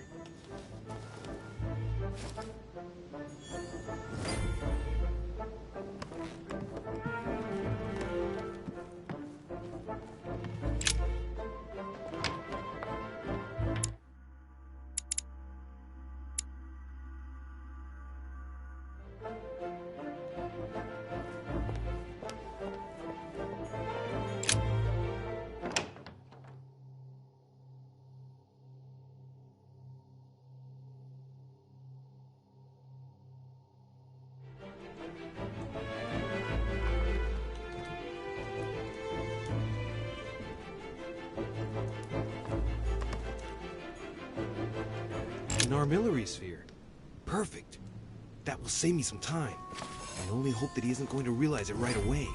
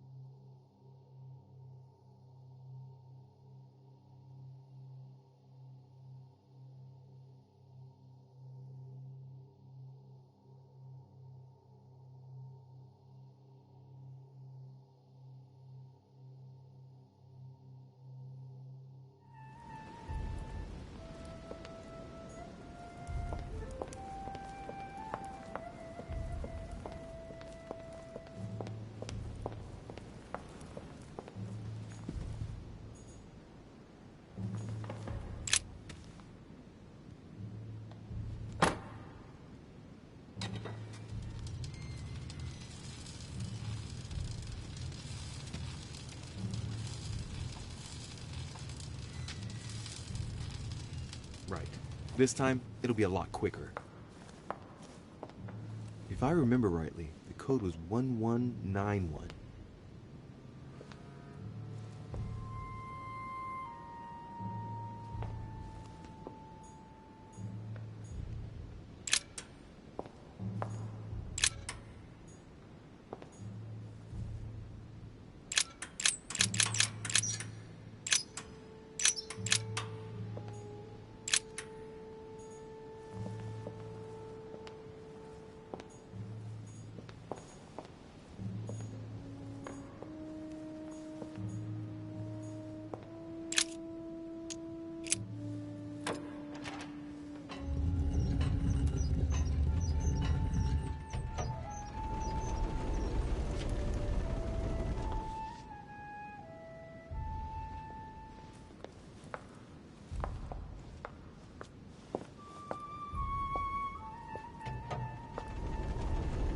Of course.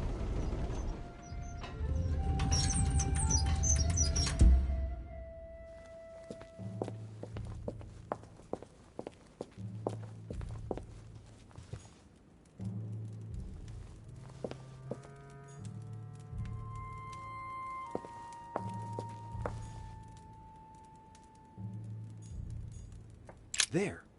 Those are the nails I was looking for.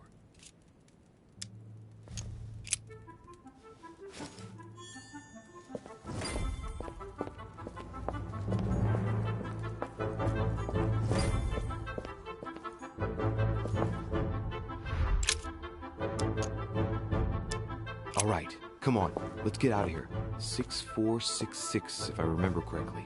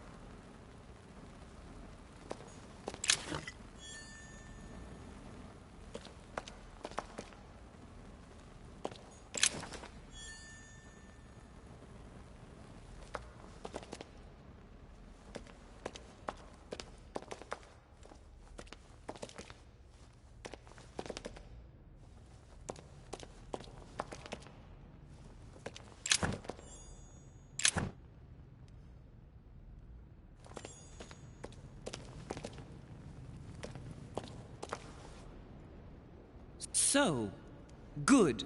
You've managed to gather all the keys. Yes, that's right. I have everything. What should I start with? Place the Clement III cross on the console. Then you have to put the nails on the disc of the door.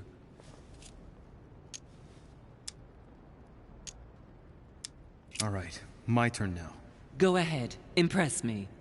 I'll shut up and let you concentrate.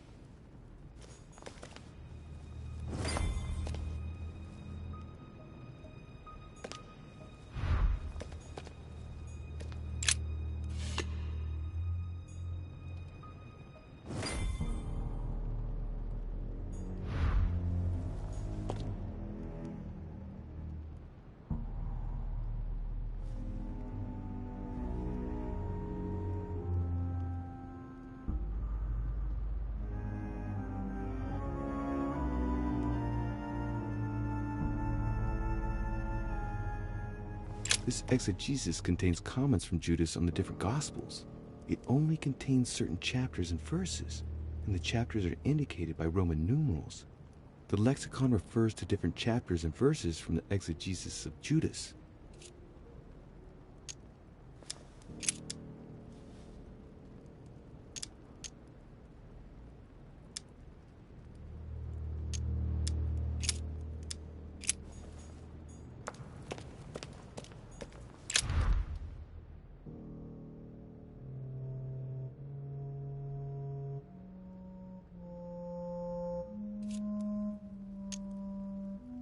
The fresco clearly shows the birth of Christ. Louis, I can assure you that that is not the solution to this enigma. This fresco's only purpose is to mislead. I know that now. Please, focus on another theme about Christ. Well, I'll have to trust her.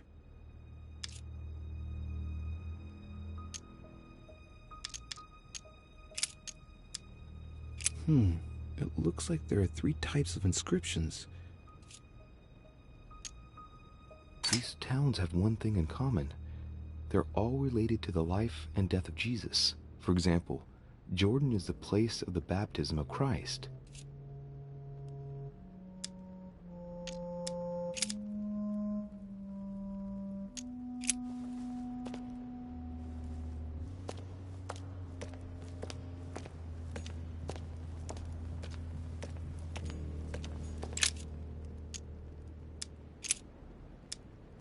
Chapter 1, verse 9. Jesus was baptized by John in Jordan on the 9th of Hesvan, 3852. Chapter 1, verse 9. And it came to pass in those days that Jesus came from Nazareth of Galilee, and was baptized by John in Jordan. And coming up out of the water, he saw the heavens opened, and the Spirit like a dove descending upon him.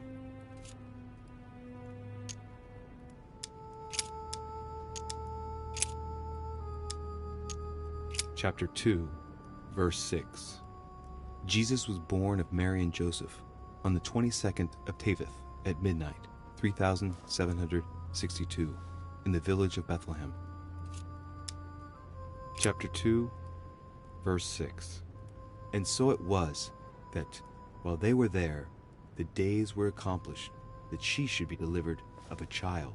And she brought forth her firstborn son, and wrapped him in swaddling clothes, and laid him in a manger, because there was no room for them in the inn. And there were in the same country shepherds abiding in the field, keeping watch over their flock by night. And lo, the angel of the Lord came upon them, and the glory of the Lord shone round about them, and they were sore afraid.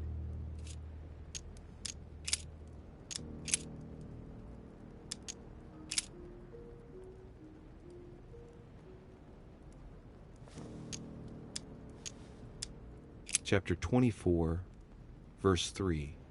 Jesus rose from the dead on the 14th of Nisan, 3793, in Nazareth.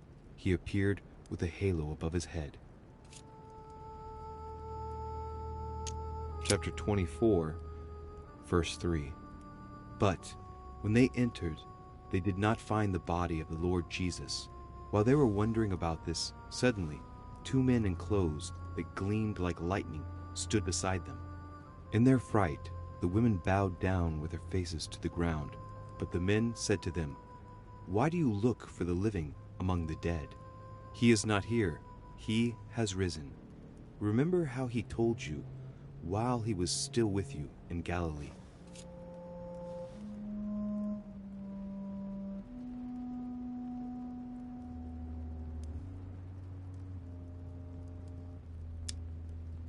chapter 24, verse 3.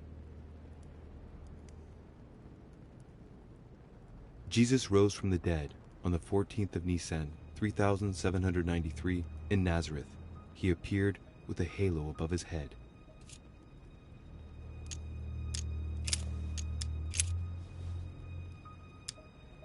Chapter 19, verse 17. Jesus was crucified on the 8th of Nisan, 3793, in a place near Jerusalem. The Romans put a crown of thorns on his head. Chapter 19, verse 17. And he, bearing his cross, went forth into a place called the place of a skull, which is called in the Hebrew Golgotha, where they crucified him, and 2 others with him, on either side, and Jesus in the midst.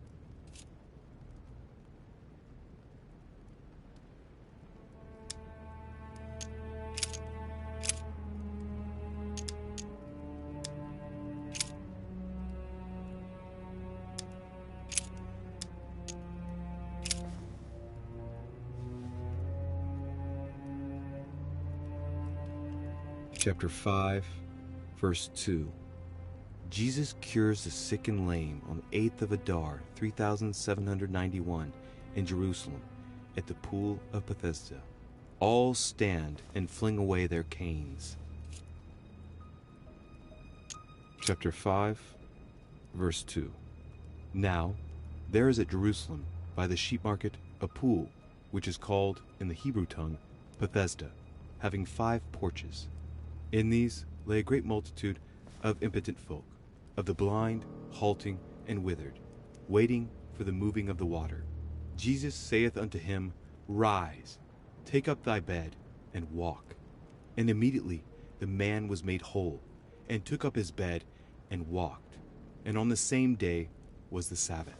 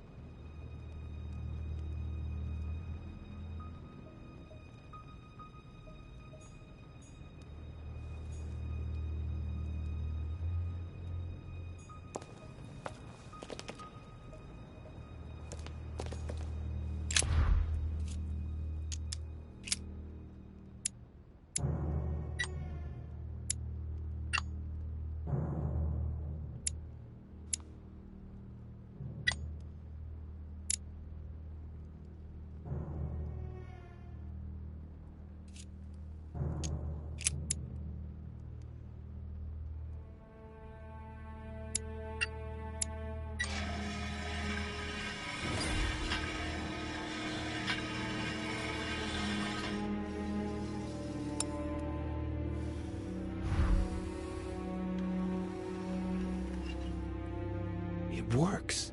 Well done, Louis. I hadn't seen those other wheels. Try connecting the theme to see if it goes all the way.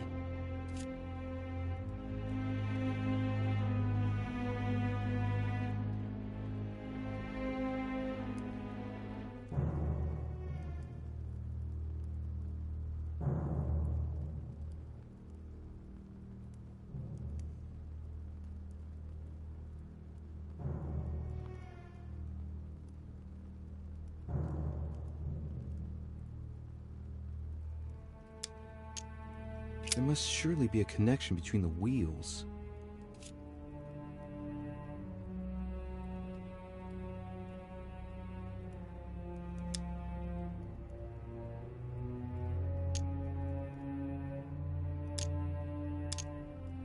There are different icons on this wheel, but I think I can make out each one of the icons apart from the one covered in blood.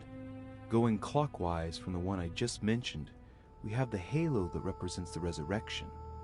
The waves represent the baptism of Jesus. It's more difficult to identify the next one. Maybe a crib, and in that case it's surely linked to the birth of Christ. The red herring that my mother followed. Then, the symbol represents the crown of thorns that Jesus wore during his crucifixion.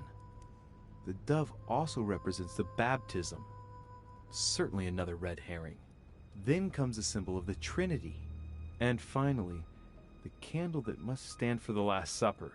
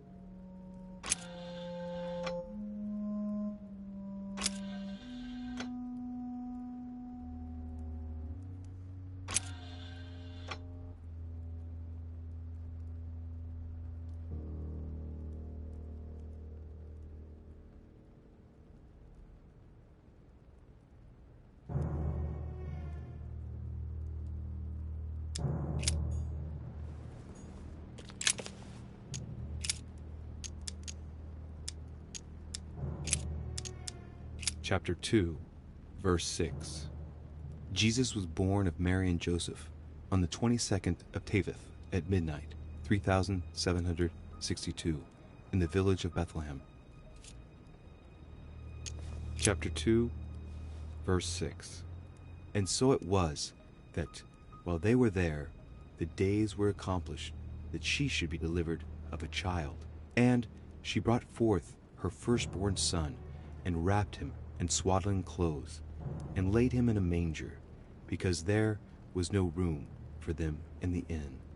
And there were in the same country shepherds abiding in the field, keeping watch over their flock by night. And lo, the angel of the Lord came upon them, and the glory of the Lord shone round about them, and they were sore afraid.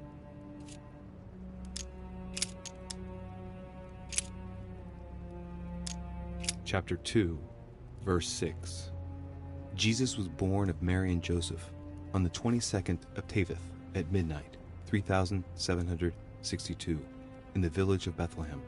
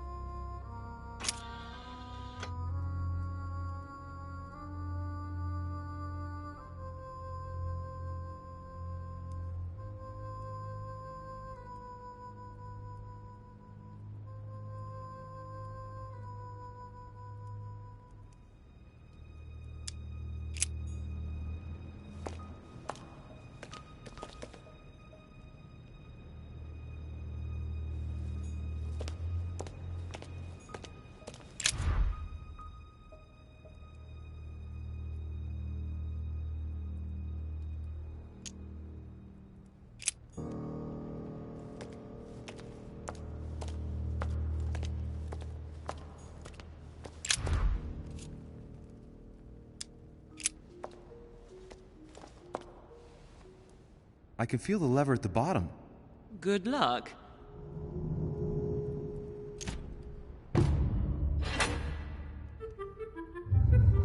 I never doubted you, my son.